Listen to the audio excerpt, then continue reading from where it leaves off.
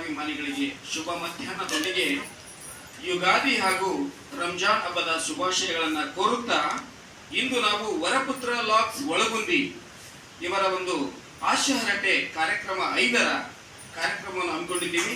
ಆಯೋಜಕರಾಗಿ ಶ್ರೀ ಚನ್ನವೀರ ಸ್ವಾಮಿ ಹಿರೇಮಠ್ ಒಳಗುಂದಿ ಮತ್ತು ನಿರೂಪಣೆ ಶ್ರೀ ವೀರಭದ್ರ ಟೀಮ್ ಅವರು. ಜೊತೆಗೆ ಈ ಒಂದು ವಿಷಯ ಆಶಯ ಹರಟೆ ಕಾರ್ಯಕ್ರಮದ ಮುಖ್ಯ ವಿಷಯ ಏನಪ್ಪಾ ಅಂದ್ರೆ, ಮದುವೆ ಮುಂಚಿನ ಜೀವನ ಚೆನ್ನಾಗಿರುತ್ತೋ ಅಥವಾ ಮದುವೆಯಾದವರ ಜೀವನ ಚೆನ್ನಾಗಿರುತ್ತೋ ಅನ್ನೋದ್ರ ಬಗ್ಗೆ ಚರ್ಚೆ ಮಾಡೋದಕ್ಕೆ ನಮ್ಮೆಲ್ಲ ಕವಿ ಮಿತ್ರರು ಈಗ ಆಗಮಿಸಿದ್ದಾರೆ. ಅವರಿಗೆ ಜೋರಾದ ಚಪ್ಪಾಳೆಯೊಂದಿಗೆ ಸ್ವಾಗತ ಸುಸ್ವಾಗತವನ್ನು ಕೋರೋಣ. ನಮ್ಮ ವೇದಿಕೆ ಎಡಭಾಗದಲ್ಲಿ ಇರ್ತಕ್ಕಂಥ ಒಂದು ಟೀಮ್ನವರು ಇದ್ದಾರೆ. ಮದುವೆ ಮುಂಚಿನ ಜೀವನವೇ ಚಂದ ಅಂತೇಳಿ ಇವತ್ತು ಈ ಹಾಸ್ಯ ಹರಟೆಯಲ್ಲಿ ತಮ್ಮ ಹಾಸ್ಯ ಚಟುವಟಿಕೆಗಳನ್ನು ಸಿದ್ಧವಾಗಿ ಬರ್ತಾ ಇದ್ದಾರೆ ಶ್ರೀ ಜಿ ಯರಿಸ್ವಾಮಿ ಶಿಕ್ಷಕರು ಹೊಸಪೇಟೆ, ಇವರಿಗೆ ಸ್ವಾಗತ ಸುಸ್ವಾಗತವನ್ನು ಕೋರೋಣ. ಹಾಗೆ ಶ್ರೀಮತಿ ಡಿ ಶಶಿಕಲಾ ನಾಗಭೂಷಣ್ ಶಿಕ್ಷಕಿ ಹರಪನಹಳ್ಳಿ, ಇವರಿಗೂ ಸ್ವಾಗತ ಸುಸ್ವಾಗತ. ಶ್ರೀ ಪುಟ್ಟಯ್ಯ ಸ್ವಾಮಿ ಶಿಕ್ಷಕರು ಹಿರಿಯಾಡಿಗೆ, ಇವರಿಗೂ ಸ್ವಾಗತ. ನಮ್ಮ ವೇದಿಕೆಯ ಇನ್ನೊಂದು ಬದಿಯಲ್ಲಿ ಕುಳಿತಿದ್ದಾರೆ. ಇಲ್ಲ ಮದುವೆಯಾದ ಜೀವನವೇ ಚೆನ್ನಾಗಿರುತ್ತೆ, ಮದುವೆ ಜೀವನಕ್ಕೆ ಮೋಕ್ಷ ಇದ್ದಂತೆ ಅಂತೇಳಿ ತಮ್ಮ ಅನುಭವಗಳ ಬುದ್ಧಿಯನ್ನ ಬಿಚ್ಚಿ ನಮಗೆಲ್ಲ ಉಣಬಡಿಸಲು ಬರ್ತಾ ಇದ್ದಾರೆ ಶ್ರೀ ವೆಂಕಟೇಶ್ ಬಡಿಗೇರ್ ಸರ್, ಉಪನ್ಯಾಸಕರು ಕಮಲಾಪುರ. ಹಾಗೆ ಶ್ರೀ ಉದಯದಪ್ಪ ಪ್ರೌಢಶಾಲಾ ಶಿಕ್ಷಕರು ಹೊಸಪೇಟೆ, ಇವರಿಗೂ ಸ್ವಾಗತ ಸುಸ್ವಾಗತ. ಹಾಗೆ ಶ್ರೀಮತಿ ರೇಣುಕಾ ಶಿಕ್ಷಕಿ ಹಡಗಲಿ, ಇವರಿಗೂ ಸ್ವಾಗತ ಸುಸ್ವಾಗತವನ್ನು ಕೋರ್ತಾ ಈಗ ಕಾರ್ಯಕ್ರಮ ಪ್ರಾರಂಭ ಮಾಡ್ತಾ ಇದ್ದೇವೆ. ನಿಮ್ಗೆಲ್ಲ ಗೊತ್ತು ಮದುವೆ ಆಗದವ್ರ ಜೀವನ ಎಷ್ಟು ಚೆನ್ನಾಗಿರುತ್ತೆ ಅನ್ನೋದು ನಾವು ಈಗ ನೋಡ್ತಾ ಇದ್ದೀವಿ. ಮತ್ತು ಜೊತೆಗೆ ಈಗಿನ ಕಾಲಮಾನದಲ್ಲಿ ಮದುವೆನೇ ಮುಖ್ಯ, ಮದುವೆ ಇದ್ರೆ ಜೀವನ, ಮನುಷ್ಯನ ಜೀವನ ಸಾರ್ಥಕ. ಹಾಗಾಗಿ ಮೊಟ್ಟ ಮೊದಲನೇದಾಗಿ ನಾವೀಗ ಮದುವೆಯ ಮುಂಚಿನ ಜೀವನವೇ ಚಂದ, ಎಷ್ಟು ಚೆನ್ನಾಗಿರುತ್ತೆ ಅನ್ನೋದನ್ನ ಹೇಳ್ಕೊಳ್ಳೋಕೆ ನಮ್ಮ ಕವಿಮಿತ್ರರಾಗಿರ್ತಕ್ಕಂಥ ಶ್ರೀ ಜಿ ಯರಿಸ್ವಾಮಿ ಸರ್. ಮದುವೆ ಮುಂಚಿತವಾಗಿ ಜೀವನ ಬಹಳ ಚೆನ್ನಾಗಿರ್ತದೆ ಅನ್ನುವಂಥದ್ದು ನನ್ನ ಅಭಿಲಾಷೆ. ಅಲ್ಲಿ ಜನಪದದಲ್ಲೇ ಬರ್ತದೆ, ತಾಯಿ ಇರೋಳು ಆಡ್ತಾಳೆ, ನನ್ನಯ್ಯ ನಂತವರು 12 ಮಕ್ಕಳು ಒನ್ನೆಯ ಮರದ ಕೆಳಗೆ ಆಡಿದರೆ ಸನ್ಯಾಸಿ ಜಪವ ಮರೆತಾನೆ. ಅಂದ್ರೆ ನಾವು ಅಷ್ಟು ಆಡ್ಕೊಂಡು ಊಟ ಮಾಡ್ಕೊಂಡು ಸಂಪು ನಿದ್ದೆ ಮಾಡ್ಕೊಂಡು ಯಾವ ಚಿಂತೆ ಭಾರ ಇರ್ಲಾರ್ದಂಗೆ ಕಾಲ ಕಳಿತಿದ್ದೀವಿ ನಾವು. ಅದಕ್ಕೆ ಮದುವೆ ಅನ್ನುವಂಥ ಒಂದು ಭಾರವನ್ನ ಒತ್ತು ಸಂಸಾರದೊಳಗ ನೂಕಿ ಈಜೋದಕ್ಕಿಂತ ಆರಾಮಾಗಿ ಜೀವನವನ್ನ ಕಳಿಬೇಕು ಅನ್ನುವಂಥದ್ದು. ಯಾಕೆ ಅಂದ್ರೆ ತಾಯಿಯ ಮಡಿಲಲ್ಲಿ, ತಾಯಿಯ ಒಡಲಲ್ಲಿ, ತಾಯಿಯ ಆಶ್ರಯದಲ್ಲಿ ನಾವೆಲ್ಲ ಬೆಳೆಯೋದು ಅನ್ನುವಂಥದ್ದು. ಹಸಿದ ಹೊಟ್ಟೆಗೆ ಅದಂತ ನಾವೊಂದು ಇದಿದೆ, ಒಂದು ನಾಣ್ಣುಡಿನೇ ಇದೆ. ಏನು ಅಂತಂದ್ರ ತಾಯಿ ಬಂದ ತಕ್ಷಣ ಮಕ್ಕಳನ್ನ ಕೇಳಿದ್ರಂತೆ, ಅಪ್ಪ ಊಟ ಆಯ್ತಾ ಅಂತ. ಏನ್ತಿ ಎಷ್ಟು ತಂದಿದ್ರಿ ಜೋಬೇಗ ಅಂತ ಕೇಳ್ತಾರೆ. ಇದೆಲ್ಲ ನೋಡಿದ್ರೆ ಹೆಂಡತಿಯಾದವಳು ಈ ಹಣ, ಈ ತನ್ನ ಎಲ್ಲ ಒಂದು ಸುಖ ಮತ್ತು ಜೀವನವನ್ನ ಹೇಗಿದ್ ಮಾಡ್ಬೇಕಂತ ತಾಯಿಗೆ ಅದೆಲ್ಲ ಸ್ವಾರ್ಥ ಇರಲ್ಲ, ಏನಿರಲ್ಲ. ತನ್ನದೇ ಮಕ್ಕಳು ಚೆನ್ನಾಗಿರ್ಬೇಕು. ನಾವೆಲ್ಲ ಶ್ರೀರಾಮಚಂದ್ರ, ಹಂಗಾಗಿ ನಾವು ಮದುವೆ ಆಗ್ತಾ ಇದ್ರೆ ಬಹಳ ಚೆನ್ನಾಗಿರ್ತೇವೆ ಅನ್ನುವಂಥದ್ದು ನನ್ನ ಆಶೆ. ಸರ್ ಅವರು ತಮ್ಮ ವಾದದಲ್ಲಿ ಬಹಳ ಚೆನ್ನಾಗಿ ಹೇಳಿದ್ರು. ಜೀವನದಲ್ಲಿ ಮದುವೆ ಆಗದೆ ಇದ್ರೆ ನಾವು ಸ್ವತಂತ್ರವಾಗಿರ್ಬೋದು, ಸಂಪೂರ್ಣ ಸ್ವಾತಂತ್ರ್ಯ, ಜೊತೆಗೆ ಕಡಿಮೆ ಜವಾಬ್ದಾರಿಯಿಂದ ಜೀವನವನ್ನ ಖುಷಿಯಿಂದ ಕಳೆಯಬಹುದು.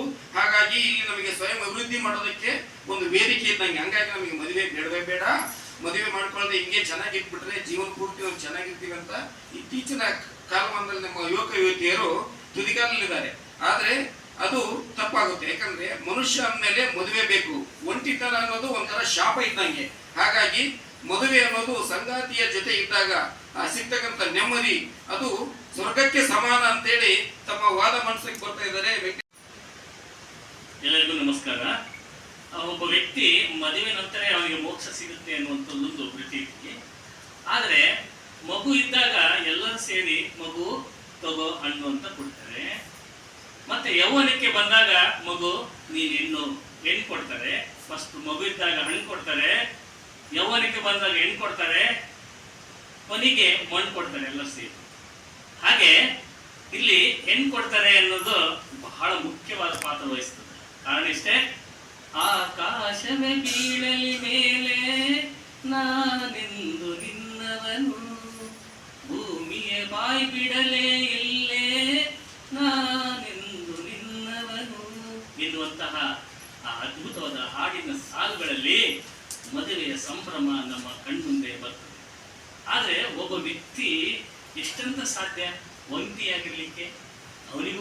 ಜೀವನ ಬೇಕಾಗ್ತದೆ. ಅವನ ಕೊನೆಗಾಲದಲ್ಲಿ ವಯಸ್ಸಾದ ಸಂದರ್ಭದಲ್ಲಿ ಹೆಂಡತಿಯ ಆಸರೆ ಅವಶ್ಯಕವಾಗಿ ಬೇಕೇ ಬೇಕು. ಯಾಕಂದ್ರೆ ನನ್ನ ಮಿತ್ರನೊಬ್ಬ ಮದುವೆ ಆಗದೆ ಓಡಾಡ್ಕೊಂತ ಇದ್ದ, ಖುಷಿಲೇ ಇದ್ದ, ಆದ್ರೆ ಕುಡಿತಾ ಇದ್ದ, ಕೊನೆಗೆ ಆತ ಜೀವನಕ್ಕೆ ವಿಧೇಯ ಹೇಳಿದ. ಅದನ್ನು ನೋಡಲಾದಂತ ಪರಿಸ್ಥಿತಿಗಳು ನಿರ್ಮಾಣವಾದವು. ಒಬ್ಬ ವ್ಯಕ್ತಿ ಮದುವೆ ಆಗದೆ ಇದ್ರೆ ಇವಾಗ ಏನಪ್ಪ ಉಂಡಾಡಿ ಮುಂದೆ ತರ ತಿರುಗ್ತಾನೆ ಅಂತ. ಒಬ್ಬ ಹೆಣ್ಣು ಮದುವೆ ಆಗದೆ ಹೋದ್ರೆ ಇವ್ರಿಗೇನಪ್ಪ ಮದುವೆ ಹೆಣ್ಣುವರೆಗೆ ಗಂಡ ಸಿಕ್ಕಿಲ್ಲಲ್ಲ ಅಂತ ಹೇಳ್ತಾರೆ. ಆದ್ರೆ ಹೇಳ್ಬೇಕಂದ್ರೆ ಮದುವೆ ಬಹಳ ಮುಖ್ಯ. ಯಾಕಂದ್ರೆ ಅಲ್ಲಿ ಒಂದು ದೊಡ್ಡ ಸಂಭ್ರಮವಿದೆ. ತಾಯಿ, ತಂಗಿ, ಅಣ್ಣ, ಅಕ್ಕ, ಎಂತ ಅದ್ಭುತವಾದಂತ ಭಾವನೆಗಳಿದೆ. ಆ ಭಾವನೆಗಳು ಕೊಡೆರೆ ಹಾಕುವುದೇ ಸ್ವಕುಟುಂಬ. ಅವಿಭಕ್ತ ಕುಟುಂಬ ಕೂಡ ಈಗಲೂ ಕೂಡ ಜೀವಂತವಾಗಿ ಕಾರಣ ಉದ್ದೇಶ ಇಷ್ಟೇ.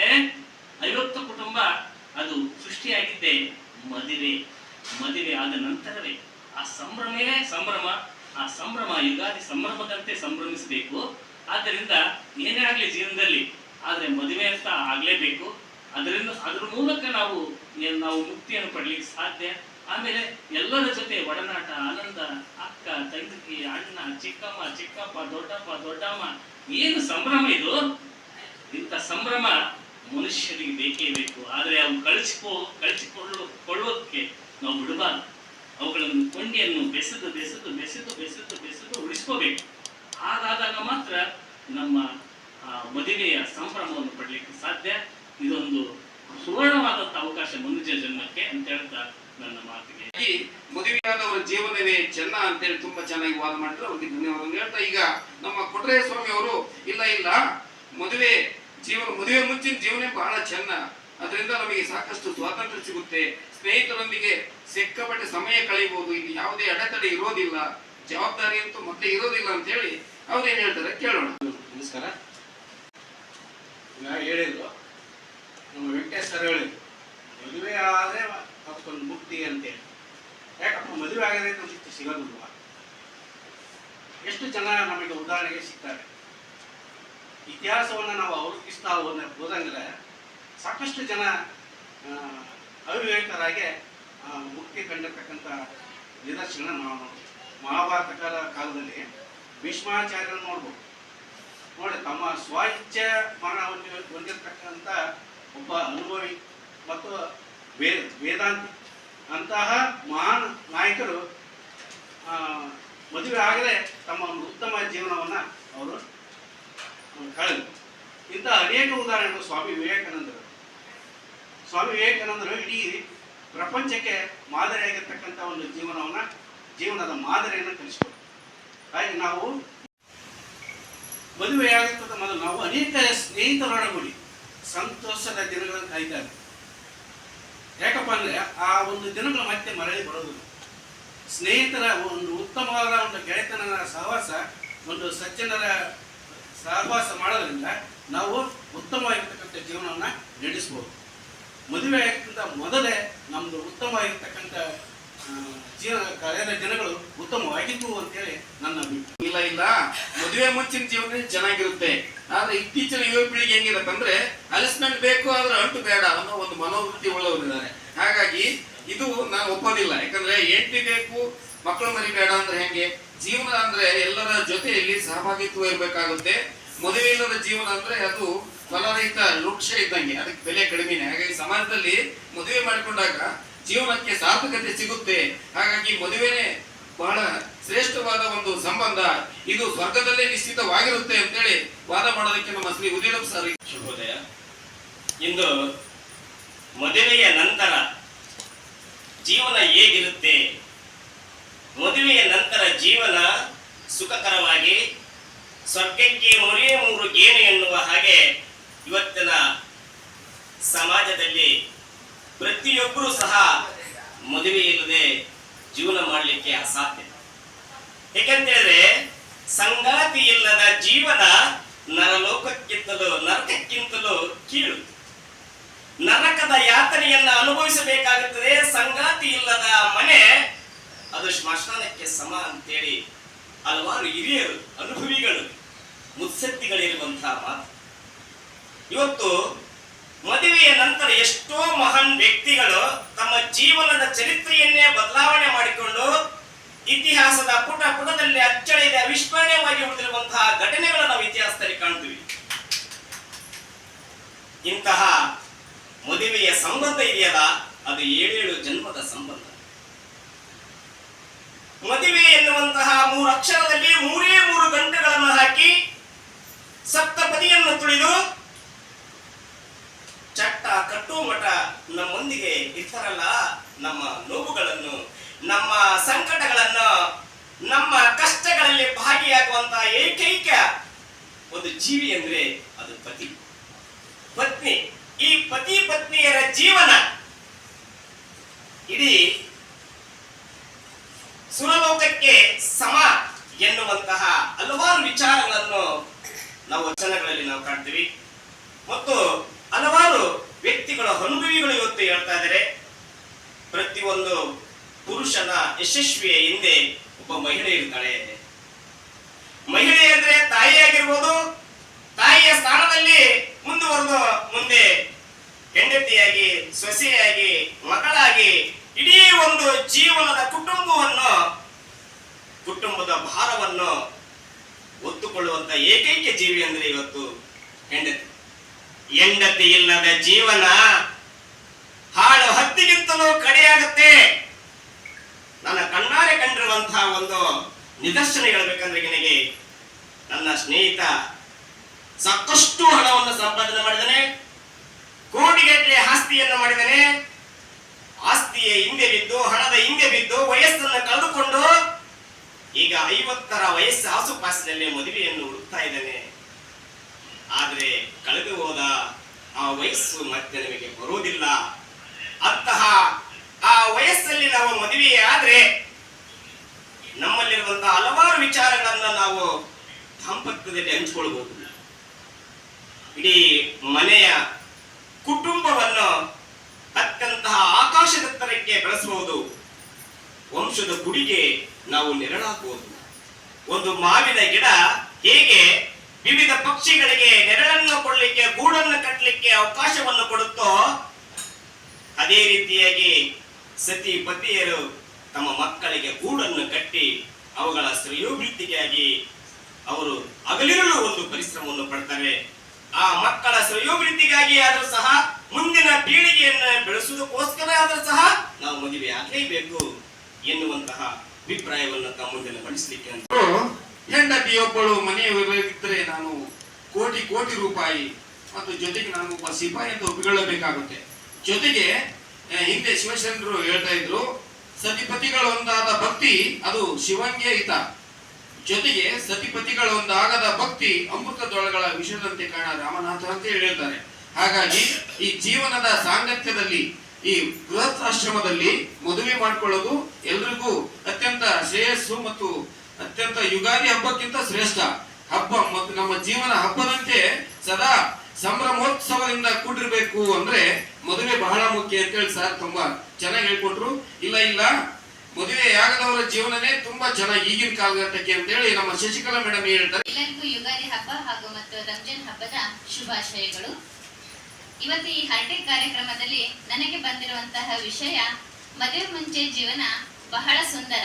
ಯಾಕಂದ್ರೆ ಈಗಾಗಲೇ ನಾವೆಲ್ಲ ದಾಂಪತ್ಯ ಜೀವನವನ್ನ ಸುಖವನ್ನ ಅನುಭವಿಸಿದೀವಿ. ಇದು ಒಂದು ಒಳ್ಳೆಯ ವಿಷಯ. ಈಗಾಗಲೇ ಸರ್ ಹೇಳಿದ್ರು ಮದುವೆ ಆಗ್ಲೇಬೇಕು ಅಂತ ನೀವು ಹೇಳಿದ್ರಿ. ಹಾಗಾದ್ರೆ ಮದುವೆ ಆದವರು ಬಹಳ ಆಗ್ಲೇಬೇಕು. ಮದುವೆ ಅನ್ನೋದು ಪ್ರತಿಯೊಬ್ಬ ವ್ಯಕ್ತಿಯ ಜೀವನದಲ್ಲಿ ಒಂದು ಸಾಧನೆ ಅಂತ. ಇದು ನಿಮಗೆ ಇದು ಅನಿಸ್ಬಹುದು.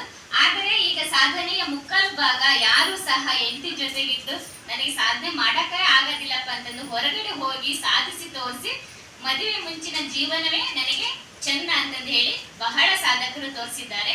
ಈಗ ನನ್ನ ಜೀವನದ ಅನುಭವನ ಹೇಳ್ಕೊಳಕ್ ಇಷ್ಟಪಡ್ತೀನಿ. ಮದುವೆ ಮುಂಚೆ ನಾ ಇದ್ದೆ ರಾಣಿಯಂತೆ, ಮದುವೆ ಮುಂಚೆ ನಾ ಇದ್ದೆ ರಾಣಿಯಂತೆ, ಮದುವೆಯ ನಂತರ ನಾ ಆಗಿರುವೆ ದುಡಿಯುವ ಅಗಸನ ಕತ್ತೆಯಂತೆ. ಅಪ್ಪ ಸಾಕಿದರು ನನ್ನನ್ನು ಮಹಾರಾಣಿಯಂತೆ, ಅಪ್ಪ ಸಾಕಿದರು ನನ್ನನ್ನು ಮಹಾರಾಣಿಯಂತೆ, ಅವ್ವ ಸಲಹಿದಳು ನನ್ನನ್ನು ಮುದ್ದಿನ ಮಗಳಂತೆ, ಅಣ್ಣ ತಮ್ಮರು ಕೊಂಡರು ನನ್ನನ್ನು ಹಿರಿಯ ಸದಸ್ಯಳಂತೆ, ಅಕ್ಕ ತಂಗಿಯರಿಗೆ ಇದ್ದೆನ ಮಮತೆಯ ತಾಯಿಯಂತೆ, ಅಕ್ಕ ತಂಗಿಯರಿಗೆ ಇದ್ದೆನ ಆದ್ರೆ ಮದುವೆ ಆದ್ಮೇಲೆ ಅದೇ ಹೆಣ್ಣು ಯಾವ ತರ ನೋವು ಪಡ್ತಾಳೆ ಅಂದ್ರೆ, ಆದರೆ ಈಗ ಮದುವೆಯಾಗಿ ಗಂಡನಿಗೆ ಕಾಣುತ್ತಿರುವೆನ ಹಿಡಂಬಿಯಂತೆ. ಮದುವೆಯಾಗಿ ಗಂಡನಿಗೆ ಕಾಣುತ್ತಿರುವೆನ ಹಿಡಂಬಿಯಂತೆ. ಅತ್ತೆ ಮಾವರ ಪಾಲಿಗೆನ ಶೂರ್ಪನಖಿಯಂತೆ. ಅತ್ತೆ ಮಾವರ ಪಾಲಿಗೆನ ಶೂರ್ಪನಖಿಯಂತೆ. ಮೈದುನ ನಾದಿನಿಯರಿಗೆನ ಮಾಯಾಂಗಿಯಂತೆ. ಮೈದುನ ನಾದಿನಿಯರಿಗೆನ ಮಾಯಾಂಗಿಯಂತೆ. ಗಂಡನ ಸಂಬಂಧಿಕರಿಗೆನ ಮಾಟಗಾರ್ತಿಯಂತೆ. ಗಂಡನ ಸಂಬಂಧಿಕರಿಗೆನ ಮಾಟಗಾರ್ತಿಯಂತೆ. ಈ ಎಲ್ಲಾ ಬಿರುದುಗಳ ಪಡೆಯಲೆಂದೇನ ಮದುವೆಯಾಗಿರುವೆ ಎಂಬ ಚಿಂತೆ ನನ್ನನ್ನು ಕಾಡುತ್ತಿದೆ. ಇದು ನನ್ನ ವಾದ. ಯಾಕಂದ್ರೆ ಎಲ್ಲಾ ಹೆಣ್ಮಕ್ಳು ಮದುವೆ ಮುಂಚೆ ತವರು ಮನೆಯಲ್ಲಿ ತಂದೆ ತಾಯಿಗಳೇ ಮಹಾರಾಣಿ ತರನೇ ಇರ್ತಾರೆ. ಆದ್ರೆ ಒಂದು ಹೆಣ್ಣು ಮದುವೆಯಾಗಿ ಮನೆಗೆ ಬಂದ ಮೇಲೆ ಅವಳು ಎಷ್ಟೇ ಒಳ್ಳೆತನವನ್ನ ತೋರಿಸಿದ್ರು ಸಹ ಪ್ರತಿಯೊಬ್ಬರಿಗೂ ಅವಳು ನಾಟಕೀಯ ಜೀವನವನ್ನೇ ತೋರ್ತಾಳೆ. ಇದು ನನ್ನ ಈ ಅನಿಸಿಕೆ. ಮದುವೆ ಮುಂಚಿನ ಜೀವನನೇ ಚೆನ್ನಾಗಿರುತ್ತೆ, ಅದು ಗಂಡಿರ್ಲಿ ಹೆಣ್ಣಿರ್ಲಿ ಅಂತ ಹೇಳಿ ಹಿಂಗೆ ಯಾರೋ ಒಬ್ರು ಕೇಳಿದ್ರಂತೆ, ಈ ಸಂಸಾರಿಗೂ ಬ್ರಹ್ಮಚಾರಿ ಏನಪ್ಪ ವ್ಯತ್ಯಾಸ ಅಂತ ಕೇಳಿದ್ರಂತೆ. ಅದಕ್ಕೊಬ್ರು ಚುಟುಕಾಗಿ ಉತ್ತರ ಹೇಳಿದ್ರು, ನೋಡಿ ಸಂಸಾರಿ ಅಂದ್ರೆ ಸಾಕ್ನಾಯಿ ಇದ್ದಂಗದು, ಬ್ರಹ್ಮಚಾರಿ ಅಂದ್ರೆ ಬೀದಿ ನಾಯಿ ಇದ್ದಂಗೆ ಅಷ್ಟೇ. ಅದು ಹಂಗಾಗಿ ಇಲ್ಲಿ ನಾಯಿ ಅಂದ್ರೆ ನಾರಾಯಣ ಮತ್ತು ಈಶ್ವರನ ರೂಪವೇ ನಾಯಿ ಅಂತ ನಾವು. ಈಗ ನಾರಾಯಣ ಅದು ಬ್ರಹ್ಮಚಾರಿ, ಈಶ್ವರ ಮೇಲೊಂದು ತೊಡೆ ಮೇಲೆ ಟ್ಯಾಪ್. ಹಾಗಾಗ್ಬಿಟ್ಟು ಈ ಸಂಸಾರಿಗಳು ಅಂದಾಗ ಎಲ್ಲ ನಿಭಾಯಿಸ್ಕೊಂಡು ಹೋಗ್ಬೇಕಾಗುತ್ತೆ ಅನ್ನೋದು ಇವರ ವಾದವಾಗಿತ್ತು. ಇಲ್ಲ, ಈ ಮದುವೆ ಜೀವನವೇ ಶ್ರೇಷ್ಠ ಅಂತೇಳಿ ಅವರು ತಮ್ಮ ಅನುಭವನ ಹಂಚೋಳಕ್ ಬರ್ತಾ ಇದ್ದಾರೆ. ನಮ್ಮ ರೇಣುಕಾ ಮೇಡಮ್. ಎಲ್ಲರಿಗೂ ನಮಸ್ಕಾರಗಳು. ವರಪುತ್ರ ಬ್ರ್ಯಾಂಡ್ ಚಾನಲ್ ಬೆಳಗುಂದಿ ಚನ್ವೀರ ಸ್ವಾಮಿ ಹಿರೇಮಠ್ ಇವರ ಸಾರಥ್ಯದಲ್ಲಿ ನಡೆಯುವಂತಹ ಹಾಸ್ಯ ಹರಟೆ ಕಾರ್ಯಕ್ರಮದಲ್ಲಿ ಭಾಗವಹಿಸಿದ್ದಕ್ಕೆ ಮತ್ತೆ ಈಗ ಮಾತನಾಡ್ತಿರೋದಕ್ಕೆ ನನಗೆ ತುಂಬಾ ಖುಷಿ ಆಗ್ತದೆ. ಈ ಚಾನಲ್ ಹೀಗೆ ರಾಜ್ಯಾದ್ಯಂತ ಹಾಗೆಯೇ ದೇಶಾದ್ಯಂತ ಹೆಸರುವಾಸಿಯಾಗಿ ನಮ್ಮನ್ನವನ್ನೆಲ್ಲ ಬೆಳೆಸುವಂತಹ ಶಕ್ತಿ ಅವ್ರಿಗಿನ್ನೂ ಕೊಡಲಿ ಅಂತ ಹೇಳ್ತಾ ನಾನು ಹೇಳ್ತೇನೆ, ಮದುವೆ ನಂತರ ಕೂಡ ಜೀವನ ಚೆನ್ನಾಗಿರುತ್ತೆ. ಕಾಲಕ್ಕೆ ಏನೇನು ಆಗಬೇಕು ಅದಾಗಲೇಬೇಕು. ವಸಂತ ಕಾಲ ಬಂದಾಗ ಮಾವು ಚಿಗುರಲೇಬೇಕು, ಕೋಗಿಲೆ ಹಾಡಲೇಬೇಕು, ಕಂಕಣ ಕೂಡಿ ಬಂದಾಗ ಮದುವೆಯಾಗಲೇಬೇಕು, ಮಂಗಳವಾದ್ಯ ಮೊಳಗಲೇಬೇಕು. ಮದುವೆಯ ಬಗ್ಗೆ ಸಾಕಷ್ಟು ಅನುಕೂಲ ಅನಾನುಕೂಲಗಳು ಇದ್ದೇ ಇರ್ತವೆ. ಮದುವೆ ಅಂದ್ರೆ ಹೆಂಗಿರ್ತತಿ, ಮದುವೆ ನಂತರ ಜೀವನ ಹೆಂಗಿರ್ತತಿ ಅಂತ, ಅದು ಹೆಂಗಂದ್ರೆ ಆನೆ, ದೊಡ್ಡದೊಂದು ಆನೆ, ಕಣ್ಣು ಕಾಣದೇ ಇರ್ತಕ್ಕಂಥವ್ರು ಆನೆ ಮುಟ್ಟಿ ನೋಡಿ ಹೇಳಿದ್ರಂತೆ ಮದುವೆ ಅಂದ್ರೆ ಹೆಂಗಿರ್ತತಿ ಅಂತ. ಒಬ್ಬೊಬ್ರು ಒಂದೊಂಥರ, ಕಣ್ ಕಾಣದೇ ಇರೋರು ಮುಟ್ಟಿ ನೋಡಿ ಹೇಳಿದ್ರು. ಒಬ್ರು ಕಾಲ್ ಮುಟ್ಟಿ ನೋಡಿದ್ರು, ಅಯ್ಯಪ್ಪ ಮದುವೆ ಅಂದ್ರೆ ಹೆಂಗಿರ್ತತಿ ಅಂತ. ಒಬ್ರು ಸೊಂಡ್ಲು ಮುಟ್ಟಿ ನೋಡಿದ್ರು ಮದ್ವೆ ಅಂದ್ರೆ ಹಿಂಗಿರ್ತತಿ ಅಂತ. ಒಬ್ರು ಅದಂತ ಮುಟ್ಟಿ ನೋಡಿದ್ರು ಮದ್ವೆ ಅಂದ್ರೆ ಹಿಂಗಿರ್ತತಿ ಅಂತ. ಮದುವೆ ಅಂತಕ್ಕಂಥದ್ದು ಇಷ್ಟೇ 3 ಅಕ್ಷರಗಳಾದ್ರೂ ಅದನ್ನ ಅತ್ಯಂತ 3 ಅಕ್ಷರಗಳಲ್ಲಿ ಎಕ್ಸ್ಪ್ಲೇನ್ ಮಾಡ್ಲಿಕ್ಕೆ ಸಾಧ್ಯನೇ ಇಲ್ಲ. ಆದ್ರೆ ಮದುವೆ ಅಂತಕ್ಕಂಥದ್ದು ಹಳೆ ಬೇರು ಹೊಸ ಚಿಗುರು, ಕೂಡಿರಲು ಬಲು ಸೊಗಸು. ಹಳೆ ಬೇರಿಲ್ದಾನೆ ಹೊಸ ಚಿಗುರು ಆಗ್ಲಿಕ್ಕೆ ಸಾಧ್ಯನೇ ಇಲ್ಲ. ಇವತ್ತು ನಾವೆಲ್ಲರೂ ಹೇಳ್ತೀವಿ ಮದುವೆ ಮುಂಚೆನೆ ಜೀವನ ಚೆನ್ನಾಗಿರ್ತತಿ ಅಂತ. ಮದುವೆ ಮುಂಚೆನೆ ಜೀವನ ಚೆನ್ನಾಗಿರ್ತಿತ್ತು ಅಂತ ನಮ್ಮ ಅಪ್ಪ ಅಮ್ಮ ಎಲ್ಲ ಯೋಚನೆ ಮಾಡಿದ್ರೆ ನಾವಿವತ್ತು ಇಲ್ಲಿ ಕುತ್ಕೊಳ್ಳಕ್ಕೆ ಆಗ್ತಾ ಇರ್ಲಿಲ್ಲ. ಮದುವೆ ನಂತರ ಕೂಡ ಜೀವನ ತುಂಬಾ ಚೆನ್ನಾಗಿರುತ್ತೆ. ಅದ್ರ ಬಗ್ಗೆ 2 ಮಾತು ಹೇಳೋದಕ್ಕಿಂತ ಮುಂಚೆ ಯುಗಾದಿಗೆ ಈ ಕಾರ್ಯಕ್ರಮವನ್ನ ಪ್ರಾರಂಭ ಮಾಡಿದರೆ, ವರ್ಷದ ಆದಿ ನವಯುಗಾದಿ, ಇಳೆ ತಂಪಾಗಿಸಲು ವರ್ಷಧಾರಿಯೇ ಚಾಲನಾದಿ. ಆದಿತ್ಯನ ಕಾರುಬಾರು ರಣಬಿಸಿಲು ಇದ್ದರೂ ಎಲ್ಲೆಡೆ ಹಚ್ಚ ಹಸಿರಿನ ಚಿಗುರು. ಪ್ರಕೃತಿಯಲ್ಲಿ ಏನೋ ಹೊಸ ಸಂಚಲನ, ಅದ ಕಂಡು ಕೋಗಿಲೆಯ ಇಂಪಾದ ಗಾನ. ಮತ್ತೆ ಚೇತರಿಸಿಕೊಳ್ಳುವ ಸಂಯಮ, ಹಣ್ಣೆಲೆ ಉದುರಿ ನವ ಚಿಗುರಿನ ಸಂಭ್ರಮ. ಮಾವು ಬೇವು ಸಿಹಿ ಕಹಿ ಒಗರಿನ ಫಲಗಳಾಗುವ ಕಾಲ. ಹಲಸು ಸೀಬೆ ಕಲ್ಲಂಗಡಿ ಮೈದೆಳೆದು ಫಲವ ನೀಯುವ ಕಾಲ. ಮಣ್ಣಿನ ಮಕ್ಕಳು ಭೂತಾಯಿಯ ಮಡಿಲ ಹದಗೊಳಿಸುವ ಹೊನ್ನೇರಿಯ ಕಾಲ. ನೋವು ಸಂಕಟ ಏನೇ ಇದ್ದರೂ ನೇಸರನ ತಾಪಕ್ಕೆ ಮತ್ತೆ ಇಳೆ ಕಾಯುವಳು ಮೇಘರಾಜನ ಆಗಮನಕ್ಕೆ. ಜೀವ ಹಿಡಿದು ಕಾಯುವ ಹಾಗೆ ಪ್ರಕೃತಿ ಹೇಳಿಕೊಡುತ್ತಿದೆ ಪಾಠ, ಸಂಯಮದಿ ಕಾಯುವ ಪ್ರವೃತ್ತಿ. ಹಸಿವು ದಾಹ ನೋವು ಮನಸ್ಸಿನ ಭಾರ ಎಲ್ಲದಕ್ಕೂ ಇದ್ದೇ ಇದೆ ಭರವಸೆಯ ಪರಿಹಾರ.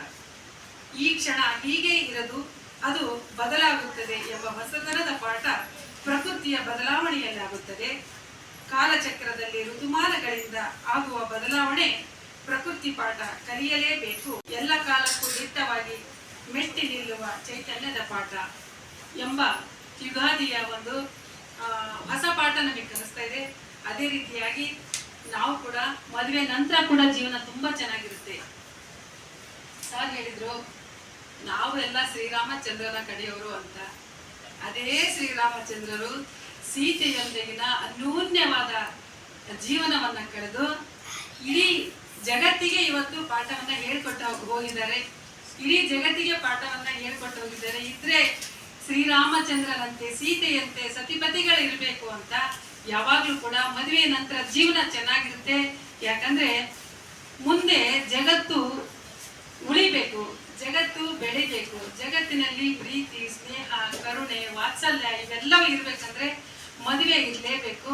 ಯಾಕಂದ್ರೆ ಪ್ರಾರಂಭ ಪ್ರಾರಂಭ ಪ್ರಾರಂಭ ಪುನರಪಿ ಜನನಂ ಪುನರಪಿ ಮರಣಂ ಯದ್ಭಾವಂ ತದ್ಭವತಿ ಅಂತ. ಮದುವೆ ನಾವು ಹೇಗೆ ಅನ್ಕೊಂಡಿರ್ತೀವಿ ಹಾಗೆ ಬದುಕ್ಬೋದು.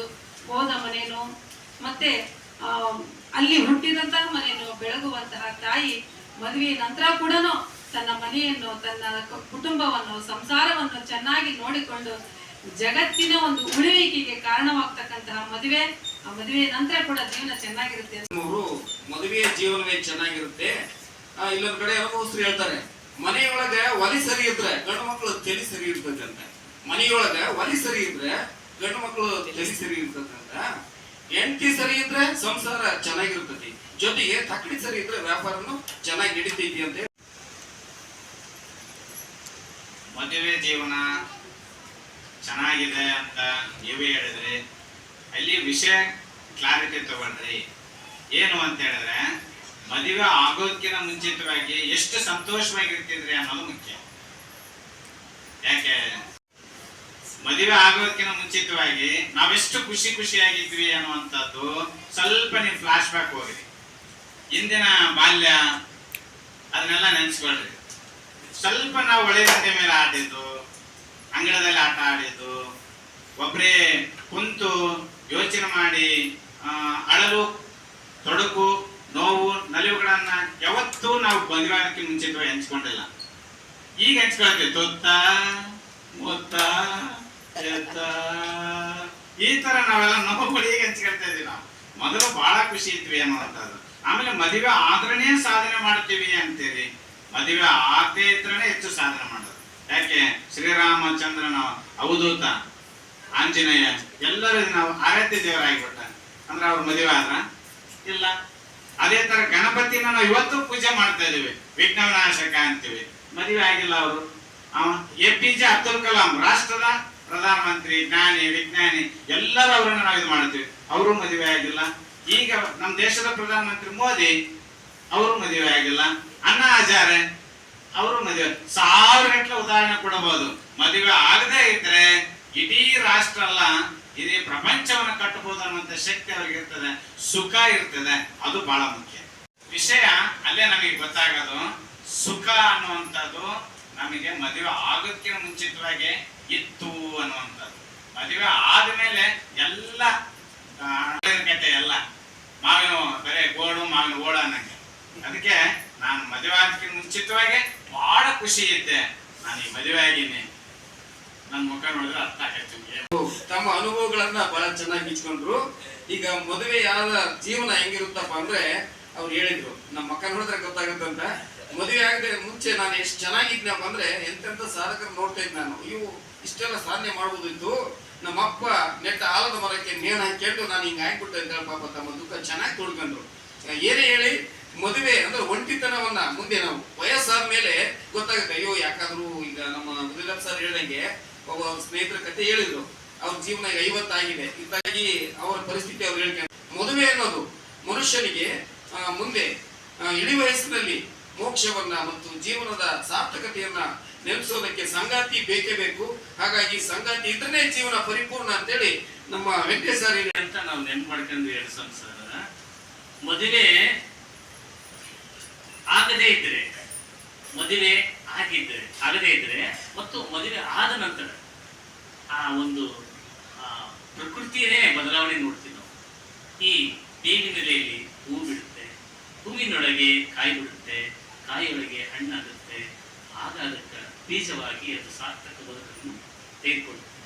ಒಂದು ಹತ್ತಿ ಇರ್ಬೋದು, ಹತ್ತಿ ಒಳಗೆ ಬೀಜ ಇರುತ್ತೆ, ನೋಡಲು ಬೆಳಕು ಆಗುತ್ತೆ ಮತ್ತು ಜೊತೆಗೆ ಬೆಳಕಿನ ಜೊತೆಗೆ ತನ್ನನ್ನು ಸುಟ್ಟುಕೊಂಡು ಬೇರೆಯವರಿಗೆ ಬೆಳಕಾಗುತ್ತೆ. ಇದು ಒಂದರಿಂದ ಇನ್ನೊಂದು ಬೆಳಕನ್ನು ಆಗ್ತಾ ಹೋಗುವಂತ ಕೆಲಸ ಪ್ರಕ್ರಿಯೆ ಆಗುತ್ತೆ. ಇದು ಮದುವೆ ನಂತರವೇ ಆಗುವಂತ ಪ್ರಕ್ರಿಯೆ. ಕೇವಲ ದೈಹಿಕ ಸಂಪರ್ಕವೇ ಜೀವನ ಅಲ್ಲ, ಅದರೊಳಗೆ ಮಾನಸಿಕವಾಗಿರ್ತಕ್ಕಂಥ ಭಾವನೆಗಳು ಬೆಳೆಸುವಂತ ಕೆಲಸವನ್ನು ಮದುವೆ ನಂತರವೇ ಸಾಧ್ಯ. ಅಲ್ಲಿ ಸುಖ ಮತ್ತು ದುಃಖ ಎರಡು ಮನಸ್ಥಿತಿ ಮೇಲೆ ನಿಂತಿರ್ತವೆ ಹೊರತು ಮದುವೆ ಆದ್ಮೇಲೆ ಮದುವೆ ಆಗದೆ ಇದ್ರೆ ಅವೆರಡು ತಾವೇ ನಿರ್ಣಯ ಚಪ್ಪಾಳೆಯಲ್ಲಿ ಇರಬೇಕು. ಆದ್ರೆ ಮದುವೆ ಮುಂಚೆಗಿಂತ ಮದುವೆ ಆದ ನಂತರವೇ ಅವನಿಗೆ ಅದ್ಭುತವಾದಂತಹ ಖುಷಿ ಸಿಗುತ್ತೆ. ಕಾರಣ ಉದ್ದೇಶ ಇಷ್ಟೇ, ಅದು ಪ್ರಕ್ರಿಯೆ ಆಗೇ ಇರ್ಬೋದು, ಆದ್ರೆ ಅದರ ಸವಿಯನ್ನು ಉಣ್ಣುವ ಕೆಲಸ ಮದುವೆ ನಂತರವೇ. ಯಾಕಂದ್ರೆ ಕೈ ಕೆಸರಾದ್ರೆ ಬಾಯಿ ಮೊಸರು ಮೇಡಮ್ ಹೇಳ್ತಾರೆ ನೋಡ್ರಿ. ಅದಕ್ಕೆ ಒಂದು JS ಶಿವರುದ್ರಪ್ಪ ಅವರು ಒಂದು ಮಾತು ಹೇಳ್ತಾರೆ ಮೇಡಮ್ ಅಂದ್ರೆ, ಸರ್ ಅವರೇ, ಪ್ರೀತಿ ಇಲ್ಲದ ಮೇಲೆ ಹೂ ಹರಳಿತು ಹೇಗೆ, ಪ್ರೀತಿ ಇಲ್ಲದ ಮೇಲೆ ಹೂ ಹರಳಿತು ಹೇಗೆ, ಮೋಡ ಕಟ್ಟಿತು ಹೇಗೆ, ಮೋಡ ಕಟ್ಟಿ ದರಗಿಳಿದು ಹಚ್ಚ ಹಸಿರು ಮೂಡಿತು ಹೇಗೆ. ಹಾಗೆ ಮದುವೆ ನಂತರವೇ ಹಚ್ಚ ಹಸಿರಾಗುತ್ತೆ ಬದುಕು. ಆ ಹಚ್ಚ ಹಸಿರಾಗ್ತಕ್ಕಂಥ ಬದುಕನ್ನು ನಾವು ಹಾಕ್ಬೇಕು ಆ ಹಸಿರ ತೋಟದಲ್ಲಿ ಇರುತ್ತೆ. ಆದ್ರೆ ಅದು ಖಂಡಿತ ಆಗುತ್ತೆ, ಆದ್ರೆ ಅದು ಶಾಶ್ವತವಲ್ಲ, ಅದು ಶಾಶ್ವತವಲ್ಲ. ವಾಸ್ತವವನ್ನು ನಾವು ನಂಬಲೇಬೇಕು. ಆದ್ರೆ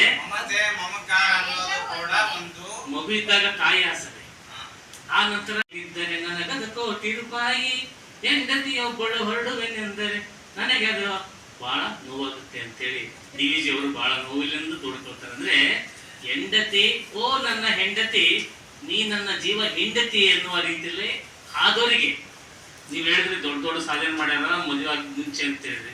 ಅಬ್ದುಲ್ ಕಲಾಂ ಹೇಳಿದ್ರೆ, ಅದು ಬಹಳಷ್ಟು ಮಂದಿ ಹೇಳಿದ್ರಿ. ಆದ್ರೆ ಕೆಲವು ಜನ ಮಾತ್ರ ಆಗಿರೋದು. ಮದುವೆ ನಂತರ ಆಗಿರೋದು ಮಾತ್ರ ಹೆಚ್ಚೆಚ್ಚು ಸಾಧನೆ ಆಗಿರೋದೇ ಮದುವೆ ನಂತರ. ಯಾಕಂದ್ರೆ ನೋಡ್ರಿ, ನಾವು ಮದುವೆ ಸಂಸಾರ ಅವ್ರೆ, ಅಬ್ದುಲ್ ಕಲಾಂ ಅವರು ಮದುವೆ ಆಗಿದ್ದಾರೆ, ಮದುವೆ ಆಗದೆ ದೊಡ್ಡ ಸಾಧನೆ ಮಾಡಿದ್ರಲ್ಲ, ಇದು ಮಾನಸಿಕ ಮದುವೆ ಆಗಿದ್ದಾರೆ ಅವರು. ಅಂದ್ರೆ ವಿಜ್ಞಾನದ ಜೊತೆಗೆ ಮದುವೆ ಆಗಿದ್ದಾರೆ. ಮತ್ತೆ ದೊಡ್ಡ ದೊಡ್ಡ ಕ್ಷಿಪಣಿಗಳನ್ನು ಕಂಡಿಡಿದಂತ ಮಹಾತ್ಮ ಅಂತ, ಅದು ಅದರಲ್ಲಿ ತನ್ನ ಸಾರ್ಥಕ ಬದುಕನ್ನು ಕಂಡುಕೊಂಡಿದ್ದಾರೆ. ಇದು ಮಾನಸಿಕ ಮದುವೆ. ಇದು ದೈಹಿಕ, ಮಾನಸಿಕ ಮತ್ತು ಭಾವನಾತ್ಮಕ ಬೆಸುಗೆಯನ್ನು ಉಂಟು ಮಾಡುವುದೇ ಈ ಮದುವೆ ಎನ್ನುವಂತ ಸಂಭ್ರಮ. ಮುಂಚಿತವಾಗಿ ಕನಸು ಬೀಳಿ ಕಾಣೋದು ಕನಸು, ಮದುವೆ ಆದ್ಮೇಲೆ ಎದ್ದ ಕನಸೆಲ್ಲ ಓಡೇಬಿಟ್ಟಿರ್ತಾವ. ಆದ್ರೆ ಸುಖ ಇಲ್ಲ, ಎಲ್ಲಿ ಕನಸು ಬಿಡ್ತಾವ ಅಲ್ಲಿ ಸಂತೋಷ ಇರ್ತದೆ. ಖಂಡಿತ ಇಲ್ಲ, ಇದು ನಿಮ್ಮ ಒಂದು ತಪ್ಪಂತ ಭಾವನೆ ಅಂತ ಅನ್ಕೋತೀನಿ. ಯಾಕಂದ್ರೆ ಮದುವೆ ಆದವರೆಲ್ಲ ನೋವು ಪಡ್ತದಾರೆ ಅನ್ನೋದು ನಾನು ಹೇಳಿಕ್ಕೆ ಒಪ್ಪುವಂತದ್ದಲ್ಲ. ಯಾಕಂದ್ರೆ ಮದುವೆ ಆದವರೇ ಬಹಳ ಖುಷಿಯಾಗಿದ್ದಾರೆ. ನಾನಿದ್ದೀನಲ್ಲ, ನಾನೇ ಬಹಳ ಖುಷಿಯಾಗಿದ್ದೀನಿ. ಯಾಕಂದ್ರೆ ಹೆಣ್ಣು ಮಕ್ಕಳ ತಂದೆ. ಯಾಕಂದ್ರೆ ಹೆಣ್ಣು ಮಕ್ಕಳ ಸಂಭ್ರಮ ನೋಡಿ ಮನೆಯಲ್ಲಿ ನಿಜವಾಗ್ಲೂ ಬಹಳ ಆ ಭಾವನೆಗಳು ಹೇಗೆ ಬೆಸೆದುಕೊಳ್ತದೆ. ಆ ಆನಂದ, ಅಕ್ಕ, ತಂಗಿ, ಅಮ್ಮ, ಅಪ್ಪ, ಅತ್ತಿಗೆ ಏನು ಸಂಭ್ರಮ. ಈ ಸಂಭ್ರಮವನ್ನು ಮದುವೆ ಮುಂಚೆ ಅನುಭವಿಸ್ಲಿಕ್ಕೆ ಸಾಧ್ಯವೇ ಇಲ್ಲ. ಯಾಕಂದ್ರೆ ಅದು ಭಾವನಾತ್ಮಕ ಬೆಸುಗೆಯನ್ನು ಉಂಟು ಮಾಡತಕ್ಕಂಥ ಒಂದು ಅದ್ಭುತವಾದ ಕೆಲಸ ಅಂದ್ರೆ ಮದುವೆ. ಅಲ್ಲಿ ನೋವಿರ್ಬೋದು, ಅಲ್ಲಿ ವಿಚಿತ್ರವಾದ ಭಾವನೆಗಳಿರ್ಬೋದು, ಆದ್ರೆ ಎಲ್ಲರೂ ಹಾಗಿರ್ಲಿಕ್ಕೆ ಸಾಧ್ಯವಿಲ್ಲ. ವೆಂಕಟೇಶ್ ಸರ್, ನೀವು ಎಲ್ಲೋ ಒಂದ್ ಕಡೆ ಒಂಥರ ಹಿಂದೆ ಆಗ್ತಾ ಇದ್ರಿ. ಯಾಕಂದ್ರೆ ಅಲ್ಲಿ DVG ಅವರು ಹೇಳಿದಾರೆ, ಒಮ್ಮೆ ಕೆಳಕೂಟದಲ್ಲಿ, ಒಮ್ಮೆ ಶಾಸ್ತ್ರದಲ್ಲಿ, ಒಮ್ಮೆ ಸಂಸಾರದಲ್ಲಿ, ಒಮ್ಮೆ ಮೌನದಲ್ಲಿ ಬ್ರಹ್ಮ ಅನುಭವಿಯಾಗುವ ಮಂಕುತಿಮ್ಮ ಅಂತ ಹೇಳ. ಕೆಳಕೂಟ ಅಂದ್ರೇನು? ಅಲ್ಲಿ ಸ್ನೇಹಿತರು. ಸ್ನೇಹ ಅಂದ್ರೇನು? ಅಲ್ಲಿ ನಾವು ಮದುವೆ ಆಗೋದಕ್ಕಿಂತ ಮುಂಚಿತವಾಗಿ ಒಮ್ಮೆ ಕೆಳಕೂಟದಲ್ಲಿ, ಒಮ್ಮೆ ಶಾಸ್ತ್ರದಲ್ಲಿ, ಒಮ್ಮೆ ಮೌನದಲ್ಲಿ, ಮತ್ತೊಮ್ಮೆ ಬ್ರಹ್ಮ ಅನುಭವಿಯಾಗುವ ಮಂಕುತಿಮ್ಮ ಅಂತ ಹೇಳ್ದ. ನಾವು DVG ಅವರು ಆಳಕ್ಕೆ ಬರ್ರಿ, ಸುಮ್ಮನೆ ನೀವು ಇಲ್ಲೇ ಸುತ್ತಾಡ್ಬೇಡ್ರಿ. ಇಲ್ಲ, ನಾನು ಸುತ್ತ ಇದ್ದಿಲ್ಲ. ನಿಜವಾಗ್ಲೂ ನಾವು ಸಂಸಾರ ಅವರೇ, ನಾವು ತಪ್ಪಿಲ್ಲ. ನಾವು ಸರಿಯಾದ ದಾರಿಯಲ್ಲಿ ಹೋಗ್ತಿದೀವಿ, ಹಾಗಾಗಿ ನಾವು ಸುಖಿಯಾಗಿದ್ದೇವೆ. ನಾವು ಸುಖಿಯಾಗ್ಲಿಕ್ಕೆ ಕಾರಣ ನಮ್ಮ ಮದುವೆ. ಇಲ್ಲಿ ತಾಯಿ ರೂಪದ ಹೆಂಡತಿಯನ್ನು ನೋಡ್ತೀವಿ, ಯಾಕಂದ್ರೆ ನಮ್ಮೆಲ್ಲ ಯೋಗಕ್ಷೇಮಗಳನ್ನು ನೋಡ್ತಕ್ಕಂಥ ಮಹಾಮಾತೆಯಾಗಿ ಕಾಣ್ತಾಳೆ, ತಾಯಿಯಾಗಿ ಕಾಣ್ತಾಳೆ, ಹೆಂಡತಿಯಾಗಿ ಕಾಣ್ತಾಳೆ. ನಮ್ಮ ಎಲ್ಲ ನೋವುಗಳಿಗೆ ಸ್ಪಂದಿಸುವಂತ ಒಬ್ಬ ಏಕೈಕ ವ್ಯಕ್ತಿ ಬೇಕೇ ಬೇಕು. ಇಲ್ವಾದ್ರೆ ನಮ್ಮ ಭಾವನೆಗಳಿಗೆ ಅರ್ಥನೇ ಇರೋದಿಲ್ಲ. ಮಗಳಲ್ಲಿ ನೋಡ್ತೀವಿ, ಅಪ್ಪಾಜಿ ಅಂದಾಗ ಎಷ್ಟು ಆನಂದ ಆಗುತ್ತೆ, ಹೂ ಅರಳಿದಂಗ ಆಗುತ್ತೆ, ಮನಸ್ಸು ಆನಂದ ಆಗುತ್ತೆ. ಅಪ್ಪಾಜಿ ಅಂದಾಗ ಆ ಭಾವನೆಗಳೇ ಹುಟ್ಟಾಕುವುದೇ. ನೋಡ್ತಾ ಇದ್ರೆ ಒಮ್ಮೆ ಆದ್ರೂ ಮದುವೆ ಆದ್ಮೇಲೆ ಆಕಾಶ ನೋಡಿದೀರಾ, ಚಂದ್ರನ್ ನೋಡಿದಿರ, ನಕ್ಷತ್ರ ನೋಡಿದಿರ, ನದಿ ಸಾಗರಗಳನ್ನ ನೋಡಿದಿರ, ಬೆಳೆ ಕಳೆ ನೋಡಿದಿರ? ಏನಿಲ್ಲ, ಬರೀ ಸಂಸಾರದಲ್ಲಿ ಸಂಬಳ ನೋಡ್ತಾ ಇದ್ದಾರೆ. ಮಕ್ಕಳು ನೋಡ್ಲಿ ಅಂತ ಅವ್ರ ಆಕಾಶ ನೋಡೋದ್ ಬಿಟ್ಟು ನಮ್ಮ ಮಕ್ಳು ನೋಡ್ಲಿ ಅಂತ ಮಕ್ಕಳ ಕಡೆ ಗಮನ ಹರಿಸಿರ್ತಾರೆ. ನೀವು ನೋಡಿರೋ ಆಕಾಶನ ಮಕ್ಕಳು ನೋಡೋದ್ ಬೇಡವಾ? ಅದಕ್ಕೆ ಮಕ್ಕಳ ಕಡೆ ಗಮನ ಹರಿಸಿರ್ತಾರೆ. ಸರ್ ಹೇಳಿದ್ರು, ತಮ್ಮ ಜೀವನದಲ್ಲಿ ನಾನು HMT ಹೆಣ್ಮಕ್ಳ ತಂದೆ, ಹಾಗಾಗಿ 99% ಎಲ್ಲರೂ ಮದುವೆಯಿಂದಲೇ ಈ ಒಂದು ವ್ಯವಸ್ಥೆಯಲ್ಲಿ ಇಲ್ಲ. ಮದುವೆ ಆಗದೇನು ನಾವು ಚೆನ್ನಾಗಿರ್ಬೋದು. ಇಂದಿನ ಈ ವಿಜ್ಞಾನ ಯುಗದಲ್ಲಿ, ಕಂಪ್ಯೂಟರ್ ಯುಗದಲ್ಲಿ ನಾವು ಮದುವೆ ಇಲ್ಲದೆ ಎಲ್ಲ ಸಾಧನೆ ಮಾಡಿ ತೋರಿಸಬಹುದು, ಈ ಸಮಾಜಕ್ಕೆ ನಮ್ದೇ ಕೊಡುಗೆ ಕೊಡ್ಬೋದು ಅಂತ ಹೇಳಿ ಕೊಟ್ಟರು ಸ್ವಾಮಿ ಸರ್ ಹೇಳಿದ್ರು. ಏನಪ್ಪಾ ಅಂದ್ರೆ ನಾವು ಮಕ್ಕಳ ಜೊತೆಗೆ ನ್ಯೂನ್ಯವಾಗಿದ್ದೀವಿ, ಮಕ್ಕಳ ಹೆಣ್ಮಕ್ಳ ತಂದೆ ಅಂತ ಹೇಳಿದೆ, ಚಂಪಿ ಅಂತ ಹೇಳಿದೆ. ತಮ್ಮ ಬಾಲ್ಯ ಜೀವನ ನೆನಪು ಮಾಡ್ಕೋಬೇಕು. ನಾವು ನಮ್ಮ ಅಕ್ಕ ತಂಗಿಯರ ಜೊತೆಗೆ ನಾವು ಸಂತೋಷವಾಗಿರ್ತೀವಿ ಅಂತ. ಸಂತೋಷವಾಗಿರ್ತಕ್ಕಂಥ ಜೀವನ ಮತ್ತೆ ಬರೋದಿಲ್ಲ. ಆದ್ರೆ ಅವನ್ನ ನೆನಪು ಮಾಡ್ಕೊಂಡು ಮುಂದೆ ಹೋಗ್ತಾ ಇದೆ. ಆ ಬಾಲ್ಯವನ್ನ ನೆನಪು ಮಾಡ್ಕೊಳ್ತಾ ಇದ್ದೀನಿ. ಅದನ್ನ ನೆನಪು ಮಾಡ್ಕೊಂಡೆ ಏನ್ ಮಾಡ್ತಾ ಇದ್ದೀನಿ, ನಾವು ನನ್ನ ಮಕ್ಕಳ ಜೊತೆ ನಾನು ಕೂಡ ಈಗ ಚೆನ್ನಾಗಿದ್ದೀನಿ ಅಂತ ಅದನ್ನು ಪೂರ್ವ ಇದನ್ನ ಯೋಚನೆ ಮಾಡಿಕೊಂಡೆ ಹೇಳಿದ್ರಿ. ಮಾನಸಿಕವಾಗಿ ಅವ್ರು ಮದುವೆ ಆಗಿದ್ದಾರೆ. ಇನ್ನೊಂದು ಅರ್ಥದಲ್ಲಿ ನೀವು ಏನ್ ಮಾಡಿದ್ರಪ್ಪ ಅಂದ್ರೆ, ಮದುವೆ ಆಗದೆ ಇದ್ರು ಕೂಡ ಸಾಧನೆ ಮಾಡಬಹುದು ಅನ್ನೋದನ್ನ ನೀವು ಒಪ್ಪಿಕೊಂಡ್ರಿ. ಹೌದಾ? ಮದುವೆ ಆಗದೆ ಅವ್ರು ಸಾಧನೆ ಮಾಡಿದ್ರು, ಮದುವೆ ಸಾಧನೆ ಮಾಡಿಲ್ಲ. ಹೌದಾ? ಅದನ್ನ ನೀವು ಒಪ್ಪಿಕೊಂಡು ಅದನ್ನ ಏನ್ ಮಾಡಿದ್ರಪ್ಪ ಅಂದ್ರೆ, ಮದುವೆ ಮುಂಚಿನತಕ್ಕಂಥ ಜೀವನನೇ ಚೆನ್ನಾಗಿ, ಮದುವೆ ಆಗದೆ ಇರತಕ್ಕಂಥ ವ್ಯಕ್ತಿನೇ ಬಹಳ ಸುಗಮವಾಗಿರುತ್ತೆ, ಸಂತೋಷವಾಗಿರುತ್ತೆ ಅನ್ನೋ ಮಾತನ್ನ ನೀವು ಇಂಡೈರೆಕ್ಟ್ ಆಗಿ ಒಪ್ಕೊಂಡ್ರಿ ಅಂತ ಹೇಳಿ ನನ್ನ ಅಭಿಪ್ರಾಯ. ಇಲ್ಲ, ಹೂವಿದೆ, ಹೂವಿರುವುದೇ ಒಂದು ಬಾಲ್ಯಾವಸ್ಥೆ, ಕಾಯಾಗುವುದು ಯೌವನಾವಸ್ಥೆ, ಹಣ್ಣಾಗುವುದೇ ಒಂದು ಯುಗಾದಿ ಕಳೆದರೂ ಯುಗಾದಿ ಮರಳಿ ಬರುತ್ತದೆ, ವರ್ಷಕ್ಕೊಮ್ಮೆ ವಸತಿ ಜನ್ಮ, ವರ್ಷಕ್ಕೊಮ್ಮೆ ಅಷ್ಟೇ. ಅಂದ್ರೆ ನಮಗೆ ವರ್ಷಕ್ಕೊಮ್ಮೆ, ನಮ್ಮ ಜೀವನದಲ್ಲಿ ವರ್ಷಕ್ಕೊಮ್ಮೆ ಬಾಲ್ಯ, ವರ್ಷಕ್ಕೊಮ್ಮೆ ಹರಿಯ, ವರ್ಷಕ್ಕೊಮ್ಮೆ ಮರಣ. ನಮಗೆ ಇದಷ್ಟು ಯಾಕೆ ಅಂತ ಹೇಳಿ ಕೇಳ್ತಾರೆ. ಅಂದ್ರೆ ಮಾನವನಿಗೂ ಅದೇ ರೀತಿಯಲ್ಲಿ ಪ್ರಕೃತಿಯನ್ನು ಯಾವ ರೀತಿ ಯಾವ ಮಟ್ಟದಲ್ಲಿ ನೀಡಬೇಕೋ, ಸೃಷ್ಟಿಯ ನಿಯಮ, ಆ ಸೃಷ್ಟಿಯ ನಿಯಮಕ್ಕೆ ನಾವು ಹೊಂದ್ಕೊಂಡು ಹೋಗ್ಬೇಕು. ಸಂಸಾರ ಶರದಿಯಲ್ಲಿ ಬಿದ್ದಾಗಲೇ ಈ ಜೀವನ ಅಂದ್ರೆ ಏನು, ಈ ಅಲೆಗಳಲ್ಲಿ ನಾವು ಹೇಗೆ ಈಜಬೇಕು ಮತ್ತು ನಮ್ಮ ಜೀವನವನ್ನ ಆ ಕಡೆ ದಡ ದಾಟಿಸೋದಕ್ಕೆ ನಮ್ಮ ಒಂದು ಸಾಧನೆಯ ದಿಕ್ಕನ್ನು ಅದು ಬದಲಿ ಮಾಡುತ್ತೆ. ಹಾಗಾಗಿ ಕತ್ಲೆ ಇಲ್ಲದೆ ಬೆಳಕು ತಿಳಿಯದು, ಇನ್ನು ಮದುವೆಯಾಗದೆ ಜೀವನ ಪೂರ್ತಿ ಆಗದು ಅಂತೇಳಿ ಒಂದು ಗಾದೆ ಮಾತು ಇದೆ. ಹಾಗಾಗಿ ಕತ್ತಲೆಯಲ್ಲಿ ನಾವು ಬೆಳಕನ್ನ ನೋಡಿದಾಗ, ಬೆಳಕು ನಮಗೆ ಗೋಚರ ಬಂದ್ರೆ ಅಲ್ಲಿ ಪೂರ್ತಿ ಕತ್ತಲೆ ಇರಬೇಕು. ಹಾಗಾಗಿ ಕತ್ತಲೆ ಇಲ್ಲದೆ ಬೆಳಕು ತಿಳಿಯದು, ಮದುವೆಯಾಗದೆ ಜೀವನ ಪೂರ್ತಿ ಆಗದು. ಹಾಗಾಗಿ ಮದುವೆಯಾದವ್ರ ಜೀವನನೇ ಚೆನ್ನ ಅಂತೇಳಿ ನಮ್ಮ ಉದಯಪ್ಪ ಸರ್ ಏನ್ ಹೇಳ್ತಾರೆ ಕೇಳೋಣ. ಆಗೋದಕ್ಕಿಂತ ಪೂರ್ವದಲ್ಲಿ ಬಹಳಷ್ಟು ನಾವು ಸುಖವಾಗಿದ್ದೀವಿ, ಸಂತೋಷವಾಗಿದ್ದೀವಿ ಅಂತ ಹೇಳಿದ್ರು. ಆದ್ರೆ ಮನುಷ್ಯನಿಗೆ ಮಾನವನಾಗಿ ಹುಟ್ಟಿದ ಮೇಲೆ ಏನೇನ್ ಕಂಡೆ ಎನ್ನುವಂತಹ ಡಾಕ್ಟರ್ ರಾಜ್ಕುಮಾರ್ ಅವರು ಆಡಿದಂತಹ ಹಾಡುಗಳನ್ನು ನಾವು ಕೇಳ್ತಾ ಇದ್ರಿಗೆ ರೋಮಾಂಚನ ಆಗುತ್ತೆ. ಮನುಷ್ಯ ಸಂಘಜೀವಿ, ಒಂಟಿಯಾಗಿ ಬದುಕನದವನಿಗೆ ಹುಚ್ಚಿಡುತ್ತೆ, ಮಾನಸಿಕ ಆರೋಗ್ಯನಾಗ್ತಾನೆ, ಅವನ ತನ್ನತನವನ್ನು ಸಂಪೂರ್ಣವಾಗಿ ಕಳ್ಕೊಳ್ತಾನೆ. ನಿಯಂತ್ರಣ ಇದ್ರೆ, ನಿಯಂತ್ರಣ ಎನ್ನುವಂತ ಮದುವೆಯ 3 ಗಂಟೆ ಹಾಕಿದ್ರೆ ಅವನು ಕುದುರೆಗೆ ಲಗಾಮ್ ಹಾಕಿದ ಹಾಗೆ ಆ ಕಡೆ ಈ ಕಡೆಯನ್ನ ಗಮನಿಸದೆ ನೇರವಾಗಿ ತನ್ನ ಗುರಿಯನ್ನು ಮುಟ್ಲಿಕ್ಕೆ ಸಾಧ್ಯತೆ ಆಗ್ತಾ ಇದೆ ಅನ್ನುವಂತ ಮಾತನ್ನು ನಾವು ಕೊಟ್ಟರು ಸ್ವಾಮಿ ಅವರಿಗೆ ಹೇಳಿ. ಸನ್ಯಾಸಿಯಾಗಿ ಕೂಡ ಒಂದು ಸಾಧನೆಯನ್ನು ಮಾಡಬಹುದು ಹೆಂಡತಿ ಮತ್ತು ತಾಯಿ ಮದುವೆ ಅಂತಂದ್ರೆ ತಾಯಿ ಮುಖ್ಯ. ಅಲ್ಲಿ ಹೇಳ್ತಾರೆ ಜನಪದ, ತಾಯಿ ಸಹ ನಮಗೆ ಒಂದು ತಾಯಿ ನನಗಿಲ್ಲ ಅಂದ್ರೆ ನಾನು ಈ ಜನ್ಮದಲ್ಲಿ ಬರ್ತಾ ಇರಲಿಲ್ಲ. ಅಂದ್ರೆ ಮದುವೆ ಬೇಕು, ಮದುವೆ ಇಲ್ಲದೆ ನಾವು ತಾಯಿಯ ಗರ್ಭದಿಂದ ಬರ್ಲಿಕ್ಕೆ ಸಾಧ್ಯನೇ ಇಲ್ಲ. ಇದು ಪ್ರಕೃತಿಯ ಸೃಷ್ಟಿ, ಮದುವೆನೇ ಶ್ರೇಷ್ಠ ಎನ್ನುವಂತ. ಮದುವೆ ಆಗದೆ ಇದ್ರೆ ಸಾರ್ ಹೇಳಿದ್ರು, ಪೂರ್ಣ ಪ್ರಮಾಣದಲ್ಲಿ ಜೀವನವನ್ನ ಮಾಡ್ಲಿಕ್ಕೆ ಆಗೋದಿಲ್ಲ ಎನ್ನುವಂತಹ ಮಾತು 100ಕ್ಕೆ 100 ಸತ್ಯವಾದಂತ ವಿಚಾರ. ಇವತ್ತು ಮದುವೆಯಿಂದಲೇ ಸಾಕಷ್ಟು ಅನುಭವಗಳು ಬಂದಿರುವಂತದ್ದು. ಇವತ್ತು ಮದುವೆಯಿಂದ ನಾವೇನಾದ್ರೂ ದೂರವಾಗಿದ್ರೆ, ಮದುವೆ ಇಲ್ಲದೆ ಮನುಷ್ಯ ಸಮಾಜದಲ್ಲಿ ಅವನು ಕಾಣುವಂತ ದೃಷ್ಟಿನೇ ಬೇರೆ. ಹೌದು, ಉಂಡಾಡಿ ಇವತ್ತು ಸಮಾಜದಲ್ಲಿ ಒಬ್ಬ ಮಹಿಳೆಗೆ ಅಥವಾ ಹೆಣ್ಣಿಗೆ ಅತ್ಯಂತ ತಾಯಿಯ ರೂಪದ ಒಂದವರ ಸಾಧ್ಯ ಇಲ್ಲ. ಇವತ್ತು ನಾವು ಮದುವೆನೇ ನಮ್ಮ ಎಂತಹ ಜೀವನ ನಡೆಸ್ಬೋದು. ಅವರು ಮದುವೆ ಆಗಲಿಲ್ಲ, ಮದುವೆ ಆಗಲೇ ಉತ್ತಮವಾಗಿರ್ತಕ್ಕಂಥ ಸಾಧನೆ ಮಾಡಿದರು. ಝಾನ್ಸಿ ರಾಣಿ ಲಕ್ಷ್ಮೀಬಾಯಿ ಮದುವೆ ಆಗಿ ಇಡೀ ನಾಡನ್ನೇ ಕಾಪಾಡಿ ಗಂಡು ಇಡೀ ಮೆಟ್ಟಿದ ಪ್ರಪಂಚದಲ್ಲಿ ರಾಣಿ. ಹೆಸರುವಾಸಿಯಾಗಿರ್ತಕ್ಕಂಥ ಮದುವೆ ಆಗಿ ಮಗನ್ ಕಟ್ಕೊಂಡು ನಾಡನ್ನ ರಕ್ಷಣೆ ಮಾಡಿದ್ರು.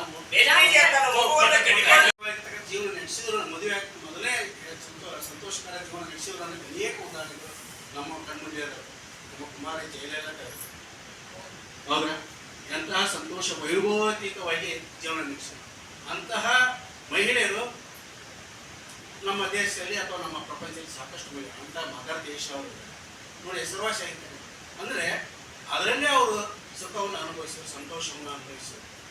ಅಂತಹ ಮದುವೆ ಆದರೆ ಸಂತೋಷ ಸಿಗುತ್ತೆ ಅನ್ನೋದು ತಪ್ಪು ಕಲ್ಪನೆ. ಜೀವನ ನಾವು ಸರಿಯಾದ ಮಾರ್ಗದಲ್ಲಿ ನಡೆದದ್ದೇ ಅಂತಂದ್ರೆ ನಾವು ಎಂತಹ ಸಮಯದಲ್ಲೂ ಕೂಡ ಸಂತೋಷಕರವಾಗಿರ್ತಕ್ಕಂಥ ಜೀವನವನ್ನು ಕಳೀಬಹುದು ಅಂತ ಹೇಳಿ. ಜೀವನವೇ ಬಹಳ ಶ್ರೇಷ್ಠ ಅಂತ ನಮ್ಮ ಸ್ವಾಮಿಗಳು ಬಹಳ ಚೆನ್ನಾಗಿ ಹೇಳಿದ್ರು. ಆದ್ರೆ ಕೊನೆಯ ಒಂದು ಗಾದೆನೇ ಇದೆ, ಹಣೆಯಲ್ಲಿ ಬರೆದದ್ದು ಅಣುವಿನಷ್ಟು ತಪ್ಪದು. ಹಾಗಾಗಿ ಅವರವರ ಹಣೆ ಬರದಲ್ಲಿ ಏನೇನಿರುತ್ತೋ ಅದೇ ಆಗೋದು ನಾವು ಅಂತೀವಿ. ಆದ್ರೆ ಇದು ವಿಧಿಲಿಖಿತ.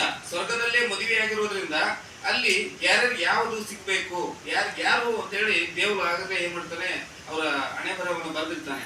ಹಾಗಾಗಿ ಅದನ್ನ ಬಂದದ್ದನ್ನ ಒಪ್ಪಿಕೊಳ್ಳಬೇಕು, ಅದು ತಪ್ಸಕ್ ಆಗಲ್ಲ. ಇದು ಒಂದು ವಿಧಿಲಿಖಿತ. ಹಾಗಾಗಿ ಈ ಒಂದು ನಿಟ್ಟಿನಲ್ಲಿ ಮದುವೆ ಆಗದವ್ರ ಜೀವನನೇ ಚೆನ್ನ ಅಂತೇಳಿ ನಮ್ಮ ಕೊಟ್ರು ಸ್ವಾಮಿ ಅವರು ಬಹಳ ಚೆನ್ನಾಗಿ ತಮ್ಮ ಅನುಭವಗಳನ್ನ ಹಂಚ್ಕೊಂಡ್ರು. ಇಲ್ಲ ಮದುವೆ ಆದಾಗಲೇ ಜೀವನ ಸಂಪೂರ್ಣತೆಯನ್ನು ಪಡೆದುಕೊಳ್ಳುತ್ತೆ. ಮದ್ವೆ ನಂತರನೇ ಜೀವನ ಚೆನ್ನಾಗಿರುತ್ತೆ. ಮದ್ವೆ ಆದ ನಂತರ ಒಬ್ಬ ಹೆಣ್ಣು ತನ್ನ ತವರಿನ ಸಿಹಿ ನೆನಪಿನ ಬುತ್ತಿಯನ್ನ ಹೊತ್ತು ಹೇಗೆ ಇನ್ನೊಂದು ಮನೆಯನ್ನ ಬೆಳಗ್ತಾ ಸಂತಾನೋತ್ಪತ್ತಿಯಲ್ಲಿ ತೊಡಗಿ ಜಗತ್ತಿನ ಉಳಿವಿಗೆ ಕಾರಣ ಆಗ್ತಾಳೆ ಒಬ್ಬ ಹೆಣ್ಣು. ಇಡೀ ಜಗತ್ತು ಇವತ್ತು ಉಳಿಬೇಕಾದ್ರೆ ಹೆಣ್ಣೇ ಕಾರಣ. ಆ ಹೆಣ್ಣು ಹಾಗೆ ಇದ್ರೆ ಸಾಲದು, ಆ ಹೆಣ್ಣು ಜಗತ್ತನ್ನ ಉಳಿವಿಗಾಗಿ ಮದುವೆ ಅನ್ನೋ ಒಂದು ಮಾಂಗಲ್ಯವನ್ನ ಕಟ್ಟಿಸಿಕೊಂಡು ಅಥವಾ ಮದುವೆ ಅಂತಹ ಒಂದು ಬಂಧವನ್ನ ಬೆಳೆಸ್ಕೊಂಡು ಜಗತ್ತಿನ ಉಳಿವಿಗೆ ಕಾರಣ ಆಗ್ತಾರೆ. ಆ ಮದುವೆಯ ಬಗ್ಗೆ, ಆ ಮದುವೆಯ ಆಗಿರ್ತಕ್ಕಂಥ ಒಬ್ಬ ಗೃಹಿಣಿಯ ಬಗ್ಗೆ ಒಂದು ಚಿಕ್ಕ ಕವನ, ಸ್ವಾರಸ್ಯದ ಕವನ ಇದೆ, ಕೇಳ್ಬಿಡಿ. ತವರಿನ ಸಿಹಿ ನೆನಪಿನ ಬುತ್ತಿ ಹೊತ್ತು ಕೊಟ್ಟ ಮನೆ ಬೆಳಗುವ ಕನಸನಿತ್ತು. ವಿಭಿನ್ನ ಭಾವನೆಗಳ ಅರಿಯುವ ಹೊಣೆ ಹೊತ್ತು ಬೇರೆ ಬೇರೆ ಅತ್ತೆ, ಮಾವ, ಮೈದುನ, ನಾದಿನಿಯರು ಅವರ ಭಾವನೆಗಳನ್ನ ಅರಿಬೇಕು, ಅವ್ರು ಹೆಂಗೋ ಏನೋ ತಿಳ್ಕೋಬೇಕು ಅಂತ ಒಂದು ಕನಸನ್ನ ಹೊತ್ತು ಅರಿಯದ ಮನೆಯ ಅರಿಯುವ ಜವಾಬ್ದಾರಿ ಹೊತ್ತು. ಏನು ಅರಿಯದ ಮನೆ, ಅದನ್ನ ಅರ್ಥ ಮಾಡ್ಕೋಬೇಕು. ಅರಿಯುವ ಜವಾಬ್ದಾರಿ ಹೊತ್ತು ನಿತ್ಯ ಬಾಳ ಬಂಡಿಯ ನೊಗವ ಹೊತ್ತು, ನಿತ್ಯ ಬಾಳ ಬಂಡಿಯ ನೊಗವ ಹೊತ್ತು ಮನೆಗಾಗಿ ದುಡಿಯುವಳು 3 ಹೊತ್ತು, ಮನೆಗಾಗಿ ದುಡಿಯುವಳು 3 ಹೊತ್ತು. ಇತಿಮಿತಿಗಳ ಸಮದೂಗಿಸುವ ಗಂಡಂದೇನಿದೆಯೋ ಏನೋ, ಜೇಬ್ನಲ್ಲಿ ದುಡ್ಡಿದೆಯೋ, ಹಣ ಇದೆಯೋ ಇಲ್ಲೋ, ಖರ್ಚೇನೋ, ಹಬ್ಬಕ್ಕೇನೋ, ಉಡುವಿಗೇನೋ, ಕರ್ಕೊಂಬರದಂಗೆ ಕಳ್ಸದಂಗೆ, ಹಾಗೆ ಇತಿಮಿತಿಗಳ ಸಮದೂಗಿಸುವ ನ್ಯಾಯ ನೀತಿಗಳ ಅರಿತು ನಡೆಯುವ. ನಾದಿ ತಪ್ಪೋ, ಮೈದನ್ ತಪ್ಪೋ, ಗಂಡನ್ ತಪ್ಪೋ, ನಂದೇ ತಪ್ಪೋ, ನಮ್ಮ ಅವನ್ ತಪ್ಪು, ಏನೋ ಎಲ್ಲದ ಜವಾಬ್ದಾರಿ ಹೊತ್ಕೊಂಡು ಇತಿಮಿತಿಗಳ ಸಮದೂಗಿಸುವ ನ್ಯಾಯ ನೀತಿಗಳ ಅರಿತು ನಡೆಯುವ, ಆಚಾರ ವಿಚಾರಗಳ ಆಗರವಾಗಿಸುವ, ನೆರೆಹೊರೆ ಭಾವನೆಗಳಿಗೆ ಸ್ಪಂದಿಸುವ. ನಂದೇನಿದೇನೋ ಬರೇ ನಂದೇ ನಾನು ನೋಡ್ಕೊಳ್ಳಲ್ಲ, ಮದುವೆ ಆಗಿರ್ತಕ್ಕಂಥ ಗೃಹಿಣಿ ಪಕ್ಕದವ್ರದ್ದೇನು, ಅವ್ರದ್ದೇನು, ಇವ್ರದ್ದೇನು, ಅವನ್ನೆಲ್ಲನೂ ಸಂಭಾಳಿಸ್ಕೊಳ್ಳುವಂತಹ ಜವಾಬ್ದಾರಿಯನ್ನು ಹೊತ್ತು ನೆರೆಹೊರೆ ಭಾವನೆಗಳಿಗೆ ಸ್ಪಂದಿಸುವ, ಪತಿಯ ಕಷ್ಟ ನಷ್ಟಗಳ ಅರಿಯುವ ಸತಿ ಧರ್ಮವು ತುಂಬಾ ಸಂಭವ. ಸುಖ ದುಃಖಗಳಲ್ಲಿ ಹೆಜ್ಜೆ ಹಾಕುತ್ತಾ ಹೊಮ್ಮು ಬಿಂಬುಗಳ ಮೆರೆಯುತ್ತಾ, ಸುಖ ದುಃಖಗಳಲ್ಲಿ ಹೆಜ್ಜೆ ಹಾಕುತ್ತಾ ಹೊಮ್ಮು ಬಿಂಬುಗಳ ಮೆರೆಯುತ್ತಾ, ಅನುಭವಗಳ ಅರಿವಿನಲ್ಲಿ ಮಾಗುತ್ತಾ, ಅನುಭವ ಆಗ್ತಾ ಆಗ್ತಾ ಆಗ್ತಾ ಮಾಗ್ತಾ ಮಾಗ್ತಾ ತಾನು ತನ್ನ ಸೊಸೆಯರಿಗೆ, ಮಕ್ಕಳಿಗೆ, ಗಂಡನಿಗೆ, ಸಮಾಜಕ್ಕೆ ಮಾಗಿದ ಹಣ್ಣಾಗಿ ಆಕೆ ತನ್ನ ಜೀವನವನ್ನು ನಿರ್ವಹಿಸ್ತಾಳೆ. ಸುಖ ದುಃಖಗಳಲ್ಲಿ ಹೆಜ್ಜೆ ಹಾಕುತ್ತಾ, ಹೊಮ್ಮು ಬಿಮ್ಮುಗಳ ಮರೆಯುತ್ತಾ, ಅನುಭವಗಳ ಅರಿವಿನಲ್ಲಿ ಮಾಗುತ್ತಾ, ಮುಂಬರುವ ಪೀಳಿಗೆಗೆ ಮಾದರಿಯಾಗುತ್ತಾ. ನೋಡಿ, ನಮ್ಮ ಅಜ್ಜಿ ಇದ್ದಂಗಿರ್ಬೇಕು, ನಾನು ನಮ್ಮ ಅತ್ತೆ ಇದ್ದಂಗಿರ್ಬೇಕು, ನಮ್ಮ ಮಾವ ಇದ್ದಂಗೆ ನಾನು ಗಂಭೀರವಾಗಿರ್ಬೇಕು. ಇದೆಲ್ಲ ಬೆಲೆಗಳು ಗೊತ್ತಾಗೋದು ಒಂದು ಕುಟುಂಬದಲ್ಲಿ ಮದುವೆಯ ನಂತರನೇ ಮುಂದಿನ ಮಾದರಿಯ ಪೀಳಿಗೆ ರೆಡಿ ಆಗೋದು. ಸುಖ ದುಃಖಗಳಲ್ಲಿ ಹೆಜ್ಜೆ ಹಾಕುತ್ತಾ, ಹಮ್ಮು ಬಿಮ್ಮುಗಳ ಮೆರೆಯುತ್ತಾ, ಅನುಭವಗಳ ಅರಿವಿನಲ್ಲಿ ಮಾಗುತ್ತಾ, ಮುಂಬರುವ ಪೀಳಿಗೆಗೆ ಮಾದರಿಯಾಗುತ್ತಾ, ಸಂಸ್ಕೃತಿ ಸಂಸ್ಕಾರ ಆಚಾರಗಳ ನೆಲೆಯಾಗುತ್ತಾ, ಸತಿ ಧರ್ಮವು ನಿತ್ಯ ಮನುಕುಲದ ವಿಕಾಸದಂತ. ಸತಿ ಧರ್ಮವು ನಿತ್ಯ. ಹೀಗೆ ಮದುವೆ ಆಗದೇನೆ ಮನುಕುಲದ ವಿಕಾಸ ಸಾಧ್ಯನೇ ಇಲ್ಲ. ಮದುವೆನೇ ಮನುಕುಲದ ವಿಕಾಸ. ಮದುವೆ ನಂತರನೇ ತುಂಬಾ ಎಲ್ಲರೂ ಕೂಡ ಸಂತೋಷವಾಗಿರ್ಬೋದು. ಬಂಧ ಅನುರಾಗದ ಅನುಬಂಧ, ಏಳೇಳು ಜನ್ಮಗಳು ತೀರದ ಈ ಬಂಧ, ಮದುವೆಯ ಈ ಬಂಧ ಅನುರಾಗದ ಅನುಬಂಧ. ನೋಡಿ, ಇದೆಲ್ಲ ನೋಡಿದ್ರೆ ಮದುವೆಯ ನಂತರನೇ ಜೀವನ ತುಂಬಾ ಚೆನ್ನಾಗಿರುತ್ತೆ. ಅವರು ಹೇಳಿದ್ರು, ಮದುವೆಯ ಈ ಬಂಧ 7 ಜನ್ಮದ ಬಿಡಿಸಲಾಗದ ಸಂಬಂಧ, ಗಟ್ಟಿಯಾಗಲೇ ಜೀವನ ಚಂದ. ಹಾಗಾಗಿ ಈ ಅನುಬಂಧ ಸಾಮಾಜಿಕ ಸ್ವಾಸ್ಥ್ಯಕ್ಕೆ ನಮ್ದು ಕೆಡಬಾರದು ಅಂದ್ರೆ ಈ ಮದುವೆ ಅನ್ನೋ ಬಂಧ ಇರಬೇಕು. ಇತ್ತೀಚಿನ ದಿನಗಳಲ್ಲಿ ಏನಾಗಿದೆ, ಪಾಶ್ಚಾತ್ಯ ಸಂಸ್ಕೃತಿ ನಮ್ಮೆಲ್ಲರ ದೇಶದಲ್ಲಿ ಹೋಗ್ಬಿಟ್ಟು ಲಿವಿಂಗ್ ಟುಗೆದರ್ ಅನ್ನೋ ಒಂದು ಹೊಸ ಸಂಬಂಧ ಉಟ್ಕೊಂಡಿದೆ. ಇದರಿಂದ ನಮ್ಮ ಸಾಮಾಜಿಕ ಸ್ವಾಸ್ಥ್ಯ ಕೆಡ್ತಾ ಇದೆ. ಜೊತೆಗೆ ನಮ್ಮ ಸಂಬಂಧಗಳಲ್ಲಿ ರಕ್ತ ಸಂಬಂಧಿಗಳು, ನೆರೆಹೊರೆಯವರು, ಇವರಲ್ಲಿ ಬಾಂಧವ್ಯ ಕಡಿಮೆ ಆಗ್ತದೆ. ಮನುಷ್ಯನನ್ನೇ ನಂಬದಂತ ವಿಷಮ ಸ್ಥಿತಿ ನಮ್ಮಲ್ಲಿ ಸೃಷ್ಟಿಯಾಗಿದೆ. ಇಲ್ಲ, ನಾವು ಈಗಿನ ಕಾಲಘಟ್ಟದಲ್ಲಿ ಮದುವೆ ಆಗದೇ ಇದ್ರೂ ಜೀವನವನ್ನ ಅದಕ್ಕಿಂತ ಸೂಪರ್ ಆಗಿ ತೋರಿಸ್ತೀವಿ ಈ ಸಮಾಜ. ಹೇಳಿದ್ರು ಎದುರಾಳಿ ಪಾರ್ಟಿಗಳ ಮಂಡತನವನ್ನ ಒಪ್ಪೋದಿಲ್ಲ. ಯಾಕೆಂದ್ರೆ ಮೇಡಮ್ ಅವರು ಈಗ ಹಾಡ್ನಲ್ಲೇ ಹೇಳಿದ್ರು, ಮದುವೆ ಬಂದ ಸೊಗಸು ಆಗಿನ ಕಾಲದಲ್ಲಿ. ಆದ್ರೆ ಈಗ ಏನಾಗಿದೆ ಅದು ಗೊತ್ತಾ? ಹಳೆ ಪಾತ್ರೆ, ಹಳೆ ಕಬ್ಬಿಣ, ಹಳೆ ಪೇಪರ್ ತರ ಹೋಳೆ ಆಗ್ಬಿಟ್ಟಿದೆ ಮದುವೆ. ನಿಜ, ಅದು ನಿಮ್ದು ಏನೇ ಇರ್ಬೋದು. ಆದ್ರೆ ಮದುವೆ ಆದ್ಮೇಲೆ ಸುಖವಾಗಿ ಜೀವನ ನಡೆಸಬೇಕಾದ ನೀವು 2 ವರ್ಷದಲ್ಲಿ ಡಿವೋರ್ಸಿಗೆ ಅಪ್ಲೈ ಮಾಡ್ತೀರಾ? ಶಾಶ್ವತವಾದ ಸಂಬಂಧ ತಾನೇ ಅದು. ಹಾಗಿದ್ಮೇಲೆ ಅದು ಉಳಿಸ್ಕೊಳ್ಬೇಕಾಗಿದ್ದು ಮದುವೆ ಆದವ್ರ ಕರ್ತವ್ಯ. ಅದು ಬಿಟ್ಟು ಈಗ ಕೆಲವೊಂದು ಎಲ್ಲಾ ಸಂಬಂಧಗಳು ಮುಕ್ಕಾಲು ಡಿವೋರ್ಸಿಗೆ ಅಪ್ಲೈ ಆಗ್ತಿದೆ. ಅದೇ ರೀತಿಯಾಗಿ ಈಗಿನ ಕಾಲದಲ್ಲಿ ಇದೆಲ್ಲ ಜಂಜಾಟನ ನೋಡಿ ನಮ್ ಗಂಡ್ ಮಕ್ಳು ಏನ್ ಅನ್ಕೊಂಡ್ಬಿಟ್ಟಿದ್ದಾರೆ, ಮದುವೆ ಸವಸನ ಬೇಡಪ್ಪ, ಹೆಣ್ಣು ಸಿಗಲ್ಲ ಅನ್ನೋದು ಒಂದು ಸೈಡ್ ಆದ್ರೆ, ಮುಕ್ಕಾಲ್ ಭಾಗ ಗಂಡಸರು ವಾದ ಏನಪ್ಪಾ ಅಂತಂದ್ರೆ, ಮದುವೆ ಆದವ್ರು ನೋಡಿ ಏನ್ ಸುಖ ಪಟ್ಟಿದ್ದಾರೆ, ಅದೇ ಮಕ್ಕಳು, ಅದೇ ಜಂಜಾಟ, ಅದೇ ಗೋಳು. ಈಗ ನೋಡಿ, ನೀವು ಒಬ್ಬ ಹೆಂಡತಿ ಕೇಳ್ತಾಳೆ, ರೀ ನೀವು ಮದುವೆ ಮುಂಚೆ ನನಗೆ ಎಷ್ಟು ಕಾಲ್ ಮಾಡ್ತಿದ್ರಿ, ಎಷ್ಟು ಸುತ್ತಾಡಿಸ್ತಿದ್ರಿ, ಈಗ ಯಾಕ್ರಿ ನೀವು ಮದುವೆ ಆಗಿ ನನ್ನನ್ನು ಏನು ಮರ್ತೇ ಬಿಟ್ಟಿರಾ ಅಂತ. ಅವಾಗ ಅವನು ಹೇಳ್ತಾರೆ, ಈಗ ಲೈವ್ ಪ್ರಸಾರ ಇದೆ ಕಣೆ, ಅಂದ್ರೆ ಮದುವೆ ಮುಂಚೆ ಎಲ್ಲ ಮುಗೀತು ಅಲ್ವಾ. ಅದು ಮದುವೆ ಮುಂಚೆ ಇದ್ದಾಗ ನಾನು ಏನ್ ಮಾಡಿದ್ದೆ, ಈಗ ಕೆಲವು ನೋಡ್ರಿ ಬೇಕಾಗಿತ್ತು, ಅವಾಗ ಅವನ ಗಂಡ ಏನೇನೋ ಪೂಸಿ ಹೊಡೆದು ಪ್ರಚಾರ ಮಾಡ್ತಿದ್ದೆ.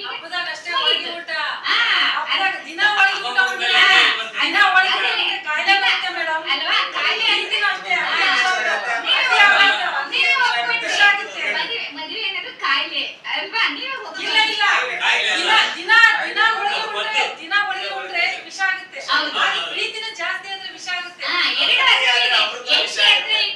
ಹೆಂಡತಿ ಟಾರ್ಚರ್ ಜಾಸ್ತಿ ಆದ್ರೆ ಎಲ್ಲರೂ ವಿಷ, ಎಲ್ಲರಂತೆ ನೀವೇ ಹೋಗ್ಕೊಳ್ಳಿ. ಈಗ ಒಂದ್ ಕಡೆ ಸರ್ ಹೇಳಿದ್ರು, ಏನ್ ಹೇಳಿದ್ರು, ನಾವು HMT ಹೆಣ್ಮಕ್ಳು ತಂದೆ, ಓಕೆ ಒಪ್ಪುವಂತೆ. ಅದೇ ರೀತಿಯಾಗಿ ನಿಮ್ಮ ಹೆಣ್ಮಕ್ಳ ಜೊತೆ ಇರ್ಬೇಕಾದ್ರೆ ನಿಮಗೆ ಖುಷಿ ಆಗುತ್ತೆ ಅಲ್ವಾ, ಅದು ಅಕ್ಕ ತಂಗಿಯರ ಜೊತೆ ಇರ್ಬೇಕಾದ್ರೆ ನಿಮ್ಗೆ ಕ್ಷಣಿಕ ಸುಖ ಆಗುತ್ತೆ ಅಂತ ಹೇಳಿದ್ರಿ ಅಲ್ವಾ. ಅದು ಕ್ಷಣಿಕ ಸಂಬಂಧಗಳು, ಕ್ಷಣಿಕ ಅಂತ ಹೇಳಿದ್ರಿ. ಓಕೆ, ಕ್ಷಣಿಕ ಅಲ್ವಾ, ಕ್ಷಣಿಕ ಸುಖತೆ. ಅದೇ ನಿಮ್ಮ ಯಾವ್ದು ಶಾಶ್ವತ ಅಂದ್ರೆ, ತಂದೆ ತಾಯಿಯ ಮಡಿಲಲ್ಲಿ ನಾವು ಯಾವಾಗ ಇರ್ತೀವೋ ಅದು ನಮಗೆ ನಿಜವಾದ ಶಾಶ್ವತ ನೆಮ್ಮದಿ. ಅದೇ ಈಗ ನೋಡ್ರಿ, ಇದೇ ಮೂವರು ಈಗ ಮನೆಗೆ ಹೋದ್ಮೇಲೆ ಏನ್ ಹೇಳ್ತಾರೆ, ಮೇಡಮ್ ಅವರ ಹಸ್ಬೆಂಡ್ ಆಗಿರ್ಲಿ, ಬಾರೆ ಒಂದ್ ಲೋಟ ಟೀ ಮಾಡ್ಕೊಡು, ಹೋಗ್ರಿ ಇಷ್ಟ ಸಾಕಾಗಿದೆ, ನನಗೆ ಬಂದಿದ್ದೀನಿ, ನಿಮ್ ನನ್ ಗ್ರಹಚಾರ. ನಮ್ಮ ಅಮ್ಮನ ಮನೆಗಿದ್ದಾಗ ನಾನು ಇಲ್ಲಿಗೆ ಹೋಗ್ಕೊಂಡು ಆರಾಮ ಮಕ್ಕೊಂಡ್ಬಿಟ್ಟಿದ್ದೆ. ಈ ತರ ಅಲ್ಲ, ಅದು ಮಾತು ಬರುತ್ತೆ. ಸರಿ, ಈಗ ಹೋಗಿ ಹೆಣ್ರಿಗೆ ಹೇಳ್ತಾರೆ, ಕಳಿಸ್ಕೊಟ್ಟಿರ್ತಾರಲ್ಲ ಪಾಪ,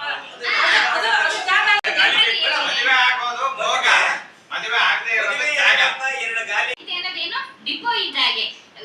ಗಂಡ ಅನ್ನೋರು ಸರ್ಕಾರಿ ಬಸ್ ತರ, ಅದೆಷ್ಟೇ ತಿರುಗಿ ಬಂದ್ರು ಕೊನೆಗೆ ಎಲ್ಲಿ ಮನೆಗೆ ಡಿಪೋನ ಬರ್ಬೇಕು. ಅದು ಡಿಪೋಕ್ಕೋಸ್ಕರ ಹೆಂಡತಿ ಹೊರತು ಅವಳಲ್ಲಿ ನಿಜವಾದ ಮಮತೆಯನ್ನು ಹುಡುಕಕ್ ಹೋದ್ರೆ ನೀವು ಎತ್ತ ತಂದೆ ತಾಯಿ ಇಲ್ಲ ಅಂದ್ರೆ ಮದುವೆ ಮುಂಚೆ ನಾವ್ ಯಾವತ್ತು ಜೀವನದಲ್ಲಿ ನೆಮ್ಮದಿಯಾಗಿರ್ತೀವಲ್ಲ ಅದು ನೆಮ್ಮದಿಯ ಜೀವನ. ಈಗ ನೀವ್ ಎಷ್ಟೇ ಇದನ್ ಮಾಡಿದ್ರು ಅಯ್ಯೋ ನನ್ ಮಕ್ಳಿಗೋಸ್ಕರ ದುಡಿಬೇಕಲ್ಲ, ನನ್ನ ಹೆಂಡತಿ ಸುಖಕ್ಕೋಸ್ಕರ ದುಡಿಬೇಕಲ್ಲ. ಆದ್ರೆ ಇದು ಒಂದೇ ಸ್ವಾರ್ಥದ ಅನ್ಕೊಂಡ್ರು ಪರವಾಗಿಲ್ಲ, ಆ ಜೀವನ ಸ್ವಾರ್ಥವಾಗಿರುತ್ತೆ ವಿನಃ ಮದುವೆ ಮುಂಚೆ ಜೀವನ ಬಹಳ ನೆಮ್ಮದಿಯ ಜೀವನ ಅಂತ ಹೇಳಿ ನಾನು ಹೇಳಕ್ ಇಷ್ಟಪಡ್ತೀನಿ. ಮದುವೆ ಮಾಡ್ಕೊಂಡ್ರೆ ಮದುವೆ ಮಾಡ್ಕೊಂಡವ್ರಿಗೆ ಭೋಗ ಅಂತ ಅವ್ರು ಕೊನೆಗೆ ಒಂದು ಸ್ಟೇಟ್ಮೆಂಟ್ ಕೊಟ್ರು. ಈ ತ್ಯಾಗದ ಹಿಂದೆ ಮಹಾತಾಯಿ ಇರ್ತಾಳೆ, ಇದು ಮಾತಂತೂ ಸತ್ಯ. ಹಾಗಾಗಿ ಈ ಸತ್ಯವನ್ನು ಒಪ್ಕೊಂಡು ನಾವೆಲ್ಲರೂ ಜೀವನವನ್ನು ಸಾರ್ಥಕ ಮಾಡ್ಕೋಬೇಕಾಗುತ್ತೆ. ಈಗ ವೈಫ್ ಅನ್ನೋ ಒಂದು ವರ್ಡ್ ತಗೊಳ್ಳಿ, ಅದು ವೈಫ್ ಡಬ್ಲ್ಯೂ ಇಂದ ಸ್ಟಾರ್ಟ್ ಆಗುತ್ತೆ. ಈಗಿನ ಪುರುಷರು ತಿಳ್ಕೊಂಡ್ಬಿಟ್ಟಾರೆ ಡಬ್ಲ್ಯೂ ಅಂದ್ರೆ ವಾಟ್, ವೈ, ಹೂ, ವೇರ್. ಈ ಪ್ರಶ್ನೆ ಕೇಳಿ ಕೇಳಿ ಪುರುಷರು ಏನಾಗ್ಬಿಡ್ತಾರೆ, ಗಂಡಂದ್ರು ಮನೆಗೆ ಬಂದ ತಕ್ಷಣ ಅಯ್ಯೋ ಯಾಕಾದ್ರೂ ಮದುವೆ ಆಗಿನಪ್ಪ ಅಂತ ಆಮೇಲೆ ಅವ್ರು ಗೋಳಾಡ್ತಾರೆ. ಆದ್ರೆ ಅದು ಬ್ರಹ್ಮಗಂಟು ಬಿಚ್ಚಂಗಿಲ್ಲ, ಕೊನೆ ಹೋಗೋವರೆಗೂ ಅನುಭವಿಸ್ಕೊಂಡು ಸಹಿಸ್ಕೊಂಡು ಹೋಗಕ್ಕಾಗುತ್ತೆ. ಹಾಗಾಗಿ ಈ ವ್ಯವಸ್ಥೆಯಲ್ಲಿ ನಾವು ವ್ಯವಸ್ಥೆ ಮಧ್ಯೆ ಇದೀವಿ ಅಂದ್ರೆ ನಾವು ಮದುವೆಯನ್ನು ಒಪ್ಪಿಕೊಳ್ಳಬೇಕು. ಮದುವೆ ಅನ್ನೋದು ಅವರವರ ಒಂದು ವಿಧಿಲಿಖಿತ ಹಣೆ ಬರಹ ಅಂತೀವಿ ನಾವು. ಒಳ್ಳೆ ಹೆಂಡತಿ ಸಿಗ್ಬೇಕಂದ್ರೆ ಪುಣ್ಯ ಮಾಡಿರ್ಬೇಕು, ಒಳ್ಳೆ ಮಕ್ಕಳು ಸಿಗ್ಬೇಕಂದ್ರೆ ಪುಣ್ಯ ಮಾಡ್ಬೇಕು, ಒಳ್ಳೆ ತಂದೆ ತಾಯಿ ಮಕ್ಕಳಾಗ್ಬೇಕಂದ್ರೂ ಅದಕ್ಕೂ ಪುಣ್ಯ ಇರಬೇಕು. ಅದು ಸುಕೃತ ಜನ್ಮದ ಪುಣ್ಯ. ಆ ಪುಣ್ಯದ ಫಲವನ್ನ ಯಾರ್ಯಾರಿಗೆ ಎಷ್ಟೆಷ್ಟು ಸಿಗುತ್ತೋ ಅಷ್ಟು ಅನುಭವಿಸ್ಲೇಬೇಕು. ಇಲ್ಲೇ ಸ್ವರ್ಗ ಇಲ್ಲೇ ನರಕ ಅಂತೇಳಿ ನಮ್ಮ ಎಲ್ಲ ಕವಿ ಬರೆಯರು ಹೇಳಿದ್ರು ಇದೇ ಮಾತನ್ನ. ಅದೇ ಸ್ವರ್ಗ ನರಕ ಹೆಣ್ಣಿಗೆ ಕೇಳಿದ್ರೆ ಹೆಣ್ಣಿಗೆ ತವರು ಮನೆ ಸ್ವರ್ಗ, ಗಂಡನ ಮನೆ ನರಕನೇ ಅಂತ ಹೇಳ್ತಾರೆ. ಹೆಣ್ಣಿನ ಸೌಭಾಗ್ಯ ಅಂದ್ರೇನು, ಹೆಣ್ಣು ಅಂದ್ರೇನು, ಮನೆ ಮಕ್ಕಳು ಸಂಸಾರ ಎಷ್ಟು ಚೆನ್ನಾಗಿರುತ್ತೆ, ಜೇನಿನ ಗೂಡು ನಾವೆಲ್ಲ ಅಂತ ಹೇಳಿ ಹೇಳ್ತಾರೆ. ಹಾಗಾಗಿ ಬೇರೆ ಆದ್ರೆ ಏನಿಲ್ಲ, ಜೇನು ಸಿಗಲ್ಲ, ಅಲ್ಲಿ ಬರೀ ಮೇಣ ಸಿಗುತ್ತೆ. ಹಾಗಾಗಿ ಜೇನು ಸಿಗ್ಬೇಕಂದ್ರೆ ಹೆಂಡತಿ ಮನೆ ಮಕ್ಕಳು ಸಂಬಂಧ ನೆರೆಹೊರೆ ರಕ್ತ ಸಂಬಂಧವರು ಎಲ್ಲರೂ ಒಟ್ಟಿಗೆ ಸೇರ್ಬೇಕು. ಈ ಮದುವೆಯನ್ನು ಸಂಭ್ರಮದಲ್ಲಿ ಸೇರಿದಾಗ್ಲೇ ಅಲ್ಲಿ ಒಂದು ಸಂಬಂಧ ಗಟ್ಟಿಗೊಳ್ಳುತ್ತೆ ಮತ್ತು ಮಾನವೀಯ ಒಂದು ನೆಲೆಗಟ್ಟು ಇನ್ನು ಮುಂದಿನ ಪೀಳಿಗೆಗೆ ನಾವೆಲ್ಲ ಮಾರ್ಗದರ್ಶಕವಾಗುತ್ತೆ. ನಾವು ಒಂಟಿಯಾಗಿ ಇರ್ತೀನಿ ಅನ್ನೋದು ಈ ಮೊಂಡುವಾದ. ಈಗ ಎಲ್ಲರೂ ಜಂಟಿಯಾಗಿರ್ಬೇಕು. ಜೀವನ ಜಂಜಾಟದ ಮಧ್ಯೆ ಜಂಟಿಯಾಗಿ ಕಳೆದಾಗ್ಲೇ ಅದಕ್ಕೊಂದು ಸಾಮರಸ್ಯ ಮತ್ತು ತೃಪ್ತಿ ಮತ್ತು ಸಾರ್ಥಕ ಜೀವನ ಅನ್ನೋದು ಈ ಒಂದು ಹರಟೆಯ ಸಾರಾಂಶವಾಗಿದೆ. ಇಲ್ಲಿವರೆಗಿದ್ದಾರೆ. ಇನ್ನು ಜೊತೆಗೆ ಮದುವೆಯಾದವರು ಸಿಕ್ಕಾಪಟ್ಟೆ ಇದ್ದಾರೆ. ಅವರು ಈ ಸಾಮಾಜಿಕ ವ್ಯವಸ್ಥೆಯಲ್ಲಿ ಅವರು ತಮ್ಮದೇ ಆಗಿರ್ತಕ್ಕಂಥ ಸೇವೆಯನ್ನು ಇವತ್ತಿಗೆ ನಿಲ್ಲಲ್ಲ. ಇದು ಹಿಂಗೆ ತಲಾಂತರದಿಂದ ಮುಂದುವರಿಯುತ್ತೆ. ಹಾಗಾಗಿ ಅವರು ತುಂಬಾ ಸೊಗಸಾಗಿ ಚರ್ಚೆ ಮಾಡಿದ್ರು. ಈ ಒಂದು ಗಂಧವನ್ನು ತೀರಿದಂತೆ ಪರಿಮಳ ಈ ಒಳಗುಂದಿಯಲ್ಲಿ ಇವತ್ತು ಈ ಮನೆಯಲ್ಲಿ ಉಕ್ಕಿದ್ದು ತುಂಬಾ ಖುಷಿ ಆಯ್ತು. ಎಲ್ರಿಗೂ ಧನ್ಯವಾದ, ನಮಸ್ಕಾರ.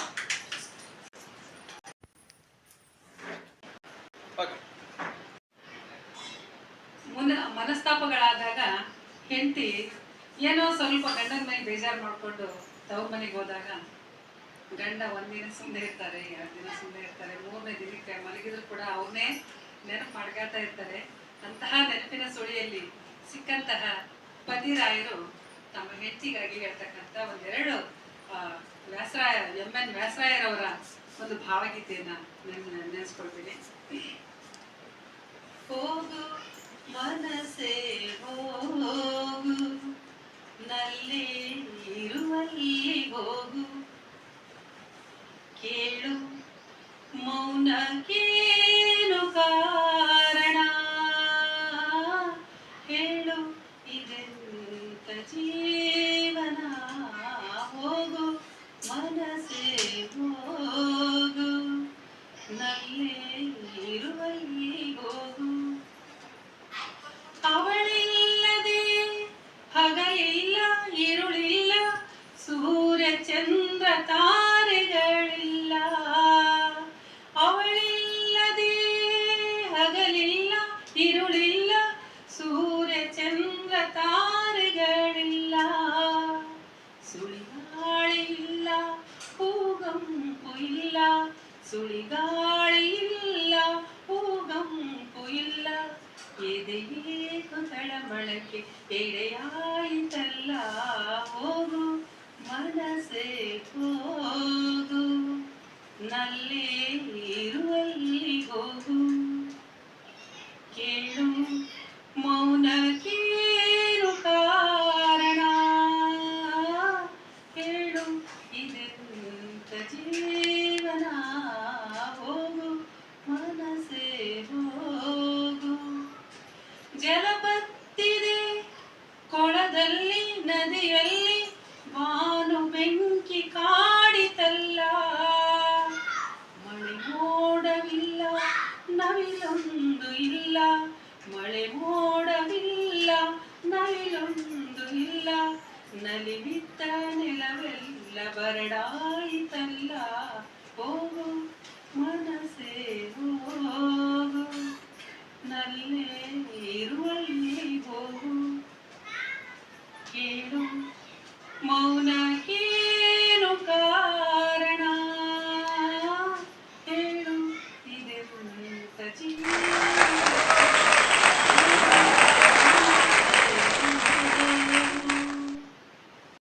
ಎಲ್ಲ ಭಾವನೆಗಳು ಬರ್ತಕ್ಕಂಥದ್ದು ಮದುವೆ ನಂತರನೇ. ಮನಸ್ಸನ್ನ ನಿಯಂತ್ರಣದಲ್ಲಿ ಇಟ್ಕೊಂಡು ಗಂಡ ಹೆಂಡತಿ ಎರಡು ಹಾಲು ಜೇನು ಸೇರಿದ ಹಾಗೆ ಸೇರಿ ಮನುಕುಲದ ಒಳಿತಿಗಾಗಿ ಬದುಕೋಣ, ಎಲ್ಲರೂ ಮದುವೆಯ ನಂತರ ಜೀವನದಲ್ಲಿ ಸುಖವಾಗಿ ಇರೋಣ ಅಂತ ಹೇಳ್ತಾ ನನಗೆ ಕೊಟ್ಟಿರ್ತಕ್ಕಂಥ ವಿಷಯವನ್ನ ನಾನು ಇಲ್ಲಿಗೆ ರೇಣುಕಾ ಮೇಡಮ್ ಅವರು ಮದುವೆಯ ನಂತರದ ಜೀವನವೇ ಸರ್ವಶ್ರೇಷ್ಠವಾದದ್ದು ಮತ್ತು ಮದುವೆಯಾದಾಗಲೇ ಮೋಕ್ಷ ಅನ್ನೋದನ್ನ ತಮ್ಮ ಅತ್ಯಂತ ಭಾವಗೀತೆಯನ್ನ ಸುಮಧುರವಾಗಿ ಹಾಡಿ ಈ ಒಂದು ಹರಟೆಗೆ ಒಂದು ಹೊಸ ರೂಪವನ್ನೇ ಕೊಟ್ಟರು. ಅವರಿಗೆ ಧನ್ಯವಾದಗಳು ಹೇಳ್ತಾ ಇಲ್ಲ ಸಮಸ್ಯೆಗಳನ್ನ ನೆನೆಸ್ಕೊಂಡು ಅಡಬಾರ್ದು. ಅದಕ್ಕೆ ಮದುವೆಗೆ ಮುಂಚಿತ ಬಹಳ ಚೆನ್ನಾಗಿತ್ತು. ಮದುವೆ ಆದ್ಮೇಲೆ ಏನ್ ಕಷ್ಟಗಳು ಫೇಸ್ ಮಾಡ್ತಾರಂದ್ರ, ನಾ ಹೆಂಗ ಮಾಡಲವ ಸಂಸಾರ, ಬಾಳ ಮಕ್ಕಳಿಂದ ನನ್ಗ ಬ್ಯಾಸರ, ನಾ ಹೆಂಗ ಮಾಡಲವ ಸಂಸಾರ, ಬಾಳ ಮಕ್ಕಳಿಂದ ನನ್ಗ ಬ್ಯಾಸರ, ಗಡಿಗೆ ಗಡಿಗೆ ಅನ್ನ ಮಸ್ಕರ್ ಖಾಲಿ ಮಾಡ್ತಾವ, ಬುಟ್ಟಿ ಗಟ್ಲ ರೊಟ್ಟೆ ತಿಂದು ಸಿಟ್ಟೆಲ್ ನೋಡ್ತಾವ, ಗಡಿಗೆ ಗಡಿಗೆ ಅನ್ನ ಮಾಡಿದ್ರೆ ಖಾಲಿ ಮಾಡ್ತಾವ, ಬುಟ್ಟಿ ಗಟ್ಲ ರೊಟ್ಟೆ ತಿಂದು ಸಿಟ್ಟೆಲ್ ನೋಡ್ತಾವ, ನಾ ಹೆಂಗ ಮಾಡಲವ ಸಂಸಾರ, ಬಹಳ ಮಕ್ಕಳಿಂದ ನನಗ ಬ್ಯಾಸರ. ಈ ಬ್ಯಾಸರ ಬರಬಾರದು, ಆನಂದವಾಗಿರ್ಬೇಕು ಅನ್ನುವಂತ ದೃಷ್ಟಿಯಿಂದ ನಾವು ಮದುವೆ ಆಗೋದಕ್ಕಿಂತ ಮುಂಚಿತವಾಗಿ ಬಹಳ ಚೆನ್ನಾಗಿದ್ವಿ ಅನ್ನುವಂತ ಗೀತೆ ಅಂದ್ರೆ ನಮ್ಮ ಜನಪದ ಶೈಲಿಯಲ್ಲಿ ನಮ್ಮ ಸರ್ ಬಹಳ ಚೆನ್ನಾಗಿ ಹೇಳಿದ್ರು. ಈ ಬ್ಯಾಸರ ನಮ್ಮಿಂದ ದೂರ ಹೋಗ್ಬೇಕಂದ್ರೆ ಈ ಸಂಸಾರದ ಆಸರೆ ಬೇಡ ಬೇಡ, ನಾವು ಚೆನ್ನಾಗಿರ್ತೀವಿ.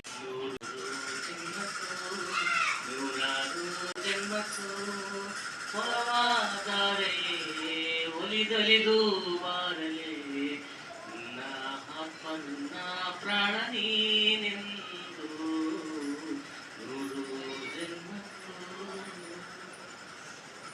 ಇರುವುದೆಲ್ಲ ಬಿಟ್ಟು ಇರದುದರೆಡೆಗೆ ತುಡಿಯುವುದೇ ಜೀವನ. ನಮ್ಮ ಜೀವನ ಇರುವುದರೆಡೆಗೆ ತುಡಿಬೇಕಂದ್ರೆ ಪೊರ್ಕಿಗಳಾಗಬಾರ್ದು, ಪುಂಡ್ರ ಪೋಖ್ರಿ ಆಗಬಾರ್ದು, ತೊಟ್ಟಿ ಗ್ಯಾಂಗ್ ಆಗಬಾರ್ದು. ಹಾಗಾದಾಗ ಮಾತ್ರ ಜೀವನ ಪಾವನ. ಅದಕ್ಕೆ ನಿಜವಾದ ಪುಳಕ ಭಾವನ ನಮ್ಮದಾಗುತ್ತೆ. ಆದ್ದರಿಂದ ಮದುವೆಯೇ ಮನುಷ್ಯನ ಬದುಕನ್ನು ಬದಲಾಯಿಸುವಂತ ಶಕ್ತಿ, ಅಮೃತ ಶಕ್ತಿ ಅಂದ್ರೆ ತಪ್ಪಾಗಲಾರದು. ಆದ್ದರಿಂದ ಹಳ್ಳಿ ಒಳಗ ಕೂಡ ಎಷ್ಟು ಚಂದ ಜೀವನ ನಡೆಸ್ತಾ ಬಂದ್ರೆ ಆ ಬುದ್ಧಿ ಕಟ್ಟಿಕೊಂಡು ಆನಂದದಿಂದ ಗಂಡ ಹೆಂಡತಿ ಜೊತೆಗೆ ಹೊಲಕ್ಕೆ ಹೋದಾಗ ಆ ಸಂಭ್ರಮ ನೋಡ್ಬೇಕು. ನಾನು ಮಾಡಿಲ್ಲ ಅಂತ ಹೇಳಲ್ಲ, ಅದನ್ನ ನೋಡಿದ್ದೀನಿ. ಆ ಸಂಭ್ರಮವೇ ಸಂಭ್ರಮ. ರೊಟ್ಟಿ ಬುತ್ತಿ ಕಟ್ಟಿಕೊಂಡು ಉಳ್ಳಾಗಡ್ಡಿ ಅದರೊಳಗೆ ಹಾಕೊಂಡು ಆ ಎರಡು ಮೆಣಸಿನಕಾಯಿ ಜೊತೆಗೆ ಅದ್ಭುತವಾದ ರುಚಿಯನ್ನು ಊಟ ಮಾಡೋ ಗಂಡ ಇದ್ದಂದ್ರೆ ಆ ಶ್ರಮಿಕ ಜೀವಿ ಆನಂದ ಪಡುವಂತ ನೋಡಿದ್ರೆ ನಿಜವಾಗ್ಲೂ ಆ ಬದುಕು ಸುಂದರ. ಯಾಕಂದ್ರೆ ಸಾರ್ಥಕ ಬದುಕು ಕಾಣದೆ, ಆ ಒಂದು ಸಂಭ್ರಮ ಕಾಣದೆ ಮದುವೆ ನಂತರವೇ ಹೊರತು ಸಾಧ್ಯವೇ ಇಲ್ಲ. ಯಾಕಂದ್ರೆ ಕೆಲವೇ ಜನರು ಬದಲಾಗಿರ್ಬೋದು ಮದುವೆ ಮುಂಚೆ, ಆದ್ರೆ ಹೆಚ್ಚು ಜೀವನ ಬದಲಾಗಿದ್ದು ಮಾತ್ರ ಮದುವೆ ನಂತರವೇ ಅದು ಬೇರೆ ಇಲ್ಲ ಅಂತ ಹೇಳ್ತಾ ನನ್ನ ಮಾತನ್ನು. ಸರ್ ಅವರು ಮದುವೆ ಎಂದಾಗಲೇ ಅದು ಜೀವನದ ಬದಲಾವಣೆಯ ಘಟಕಾಲ, ಅದೊಂದು ಪ್ರೇಮೋತ್ಸವ, ಅದನ್ನ ನಾವು ಸವಿಬೇಕು. ಆದ್ರೆ ಮದುವೆ ಜೀವನ ಅಥವಾ ನಂತರದ ಜೀವನ ಎರಡೂ ಒಂಥರ ಸೊಗಸಿನ ಜೀವನ ಅಂತಾನೆ ಹೇಳ್ಬೋದು. ಒಂದು ಹೆಣ್ಣಿಗೆ ಕೇಳಿದ್ರೆ ಮದುವೆ ಮುಂಚೆ ಹಿಂಗಿದ್ದೆ ನೀನು ಅಂತ ಗಂಡ ಕೇಳಿದಾಗೆ, ಯಾರೇ ಬರಲಿ ಏನೇ ಇರಲಿ ನನ್ನ ರೇಂಜಿಗೆ ಯಾರಿಲ್ಲ ಅಂತ ಅವಳು ಹೇಳ್ತಾಳೆ. ಅದೇ ಗಂಡ ಮದುವೆ ಆದ್ಮೇಲೆ ನನ್ ಬಗ್ಗೆ ಒಂಚೂರು ಹೇಳಿ ಅಂದ್ರೆ, ಹಾವಾದ್ರೂ ಕಚ್ಚಬಾರ್ದ, ಚೇಡಾದ್ರೂ ಕುಕ್ಕಬಾರ್ದ, ಈ ತರ ಹೇಳ್ತಾಳೆ. ಅಂದ್ರೆ ಅವಳಿಗೆಲ್ಲ ಒಂದಿನ ಹದ್ಬಸ್ತ್ ಬಂದ್ಬಿಡುತ್ತೆ. ತಂದೆ ತಾಯಿಯಲ್ಲಿ ಪ್ರೀತಿ ವಾತ್ಸಲ್ಯ ಇರುತ್ತೆ, ಅದೇ ಗಂಡನ ಮನೆಯಲ್ಲಿ ಹದ್ಬಸ್ತ್ ಅನಿಸ್ತು, ಅವಳನ್ನ ಮುಗ್ಧರ ಹಾಗೆ ಹಿಡಿತಾರೆ ಅನ್ನೋ ಒಂದು ಫೀಲಿಂಗ್ ಬರುತ್ತೆ. ಹಾಗಾಗಿ ಅದೇನೇ ಇದ್ರಿ, ದಂಪತಿ ಅಂದ್ರೆ ದಮ್ ಬರ್ಬೇಕಪ್ಪ ಅಂದ್ರೆ ಪತಿಗೆ ಸತಿ ಇದ್ರೇನೆ ದಂಪತಿ ಆಗೋದು. ಅಲ್ಲಿ ಇದ್ರೆ ಅದು ಯಾವತ್ತೂ ಪೂರ್ಣ ಆಗೋದಿಲ್ಲ ಅಲ್ವಾ? ಹಾಗಾಗಿ ನಾವು ಈ ಪತಿಗೆ ದಮ್ ಬರ್ಬೇಕಪ್ಪ ಅಂದ್ರೆ ಆ ಸತಿ ಇದ್ದಾಗಲೇ ಅದು ದಂಪತಿ ಅಂತಕ್ಕಂತಹ ಒಂದು ವಾಕ್ಯ ಸಂಪೂರ್ಣವಾಗಿ ಸಾಕ್ಷಾತ್ಕಾರ ಅನ್ನೋ ಒಂದು ಬದಲಾವಣೆಗೆ ತಿರುಗುತ್ತೆ. ಹಾಗೆ ಯಾವುದೇ ಆಗ್ಲಿ ಅಡೆತಡೆಗಳು ಸಂಸಾರ ಅಂದ್ಮೇಲೆ ಅದು ಸಾವಿರ ಜಂಜಾಟಗಳು ಇದ್ದಿದ್ದೆ. ಪ್ರತಿಯೊಂದರಲ್ಲೂ ಸಹ ಹೆಣ್ಣಿಗೆ ಗಂಡು, ಗಂಡಿಗೆ ಹೆಣ್ಣು ಸಾತಾಗಿ ಧೈರ್ಯವಾಗಿ ಪ್ರತಿಯೊಂದರಲ್ಲೂ ಕೊಂಕನ್ನು ಹುಡುಕದೆ, ಪ್ರತಿಯೊಂದು ಕೆಲಸದಲ್ಲೂ ಏನು ಹುಡುಗುಳನ್ನ ಹುಡುಕದೆ, ಪ್ರತಿಯೊಂದರಲ್ಲೂ ಹೂವಿನ ಪ್ರೀತಿಯನ್ನ ತುಂಬಿಕೊಂಡು ಹೋದಾಗೆ ಅಲ್ಲಿ ಸಂಸಾರ ಒಂದು ಸಾಗರವಾಗಿ ನಿಲ್ಲುತ್ತೆ. ಹಾಗಾಗಿ ಯಾವುದೇ ವಿಷಯ ಇರಲಿ, ಅದು ಮದುವೆ ಮುಂಚೆ ಆಗಿರ್ಲಿ, ಮದುವೆ ನಂತರದ ಆಗಿರ್ಲಿ, ನೆಮ್ಮದಿಯ ಜೀವನವನ್ನ ನಾವು ಪಡ್ಕೋಬೇಕೆ, ನಾವೇ ಹುಡ್ಕೋಬೇಕೆ ಹೊರತು ಯಾವ ರೀತಿ ಇತ್ತು, ಹಂಗಿದ್ದೆ ಹಿಂಗಿದ್ದೆ ಅನ್ನೋ ಬದಲು ಇರೋದ್ರಲ್ಲೇ ತೃಪ್ತಿಯನ್ನ ಪಡ್ಕೋಬೇಕು, ಇರೋದ್ರಲ್ಲೇ ಸಂತೋಷವನ್ನ ಪಡ್ಕೋಬೇಕು ಅಂತ ಹೇಳ್ತಾ ನನ್ನ ಮೊದಲು ಈ ಮಾತುಗಳನ್ನ ಮುಗಿಸ್ತೀನಿ. ಈ ಒಂದು ಅವಕಾಶವನ್ನು ನೀಡಿದಂತಹ ಈ ಒಂದು ವರಪುತ್ರ ಬ್ರಾಂಡ್ ಚಾನೆಲ್ ಹೊಳಗುಂದಿಯವರಿಗೆ ತುಂಬ ಹೃದಯದ ಧನ್ಯವಾದಗಳು. ಹೇಳಿದ್ರು, ದಮ್ ಇದ್ರೆ ಪತಿ, ಆ ಸತಿಯ ಒಂದು ಬೆಂಬಲ ಇದ್ದಾಗಲೇ ಆ ದಂಪತಿಗೆ ಒಂದು ಅರ್ಥ ಬರುತ್ತಂತ. ಜೊತೆಗೆ ಮದುವೆ ಮುಂಚಿನ ಜೀವನ ಚೆನ್ನಾಗಿರುತ್ತೋ ಅನ್ನೋದು, ಮತ್ತೆ ಇನ್ನೊಂದ್ ಕಡೆ ನಮ್ಮ ತಂಡ ಹೇಳ್ತು ಮದುವೆಯಾದವರ ಜೀವನ ಚೆನ್ನಾಗಿರುತ್ತೆ ಅಂತ. ಇದು ಏನೇ ಇರ್ಲಿ, ಈ ವಾದ ವಿವಾದಗಳು ಏನೇ ಇರ್ಲಿ, ಮದುವೆ ಅನ್ನೋದು ಅತ್ಯಂತ ಸಂಭ್ರಮದ ರಸಕ್ಷಣ. ಆ ಮನುಷ್ಯನ ಜೀವನ ಪರಿಪೂರ್ಣವಾಗ್ಲಿಕ್ಕೆ ಮತ್ತು ಮನುಷ್ಯನ ಜೀವನದಲ್ಲಿ ಸದಾ ಚೈತನ್ಯದ ಚಿಲುಮೆ, ಈ ಜೀವನೋತ್ಸವನ ಹೆಚ್ಚಲಿಕ್ಕೆ ಮದುವೆ ಬೇಕೇ ಬೇಕು. ಒಂಟಿತನ ಅನ್ನೋದು ಒಂದು ಶಾಪ, ಇದನ್ನೆಲ್ಲ ನಾವು ಉಟ್ಕೊಂಡಿದೀವಿ ಕೂಡ. ಹಾಗಾಗಿ ಮದುವೆ ಆದವರಿಗಿಂತ ಮದುವೆ ಆದವರು ಬಹಳ ಸುಗಮವಾಗಿದ್ದಾರೆ. ಹಾಗಾಗಿ ನಾವೆಲ್ಲರೂ ಈ ಒಂದು ವಾದವನ್ನ ಇಲ್ಲಿಗೆ ಮುಗಿಸ್ತಾ, ಈ ವರಪುತ್ರ ಲಾಕ್ಸ್ ಒಳಗುಂದಿಯವರು 5ನೇ ಕಾರ್ಯಕ್ರಮ ಯಶಸ್ವಿ ಆಯಿತು. ತಾವೆಲ್ಲರೂ ನೋಡಿ ಆಶೀರ್ವದಿಸಿ ಅಂತ ಮತ್ತೊಮ್ಮೆ ಎಲ್ಲ ವೀಕ್ಷಕರಲ್ಲಿ ಕೇಳ್ಕೊಳ್ತೀನಿ. ನಮಸ್ಕಾರ, ಧನ್ಯವಾದಗಳು.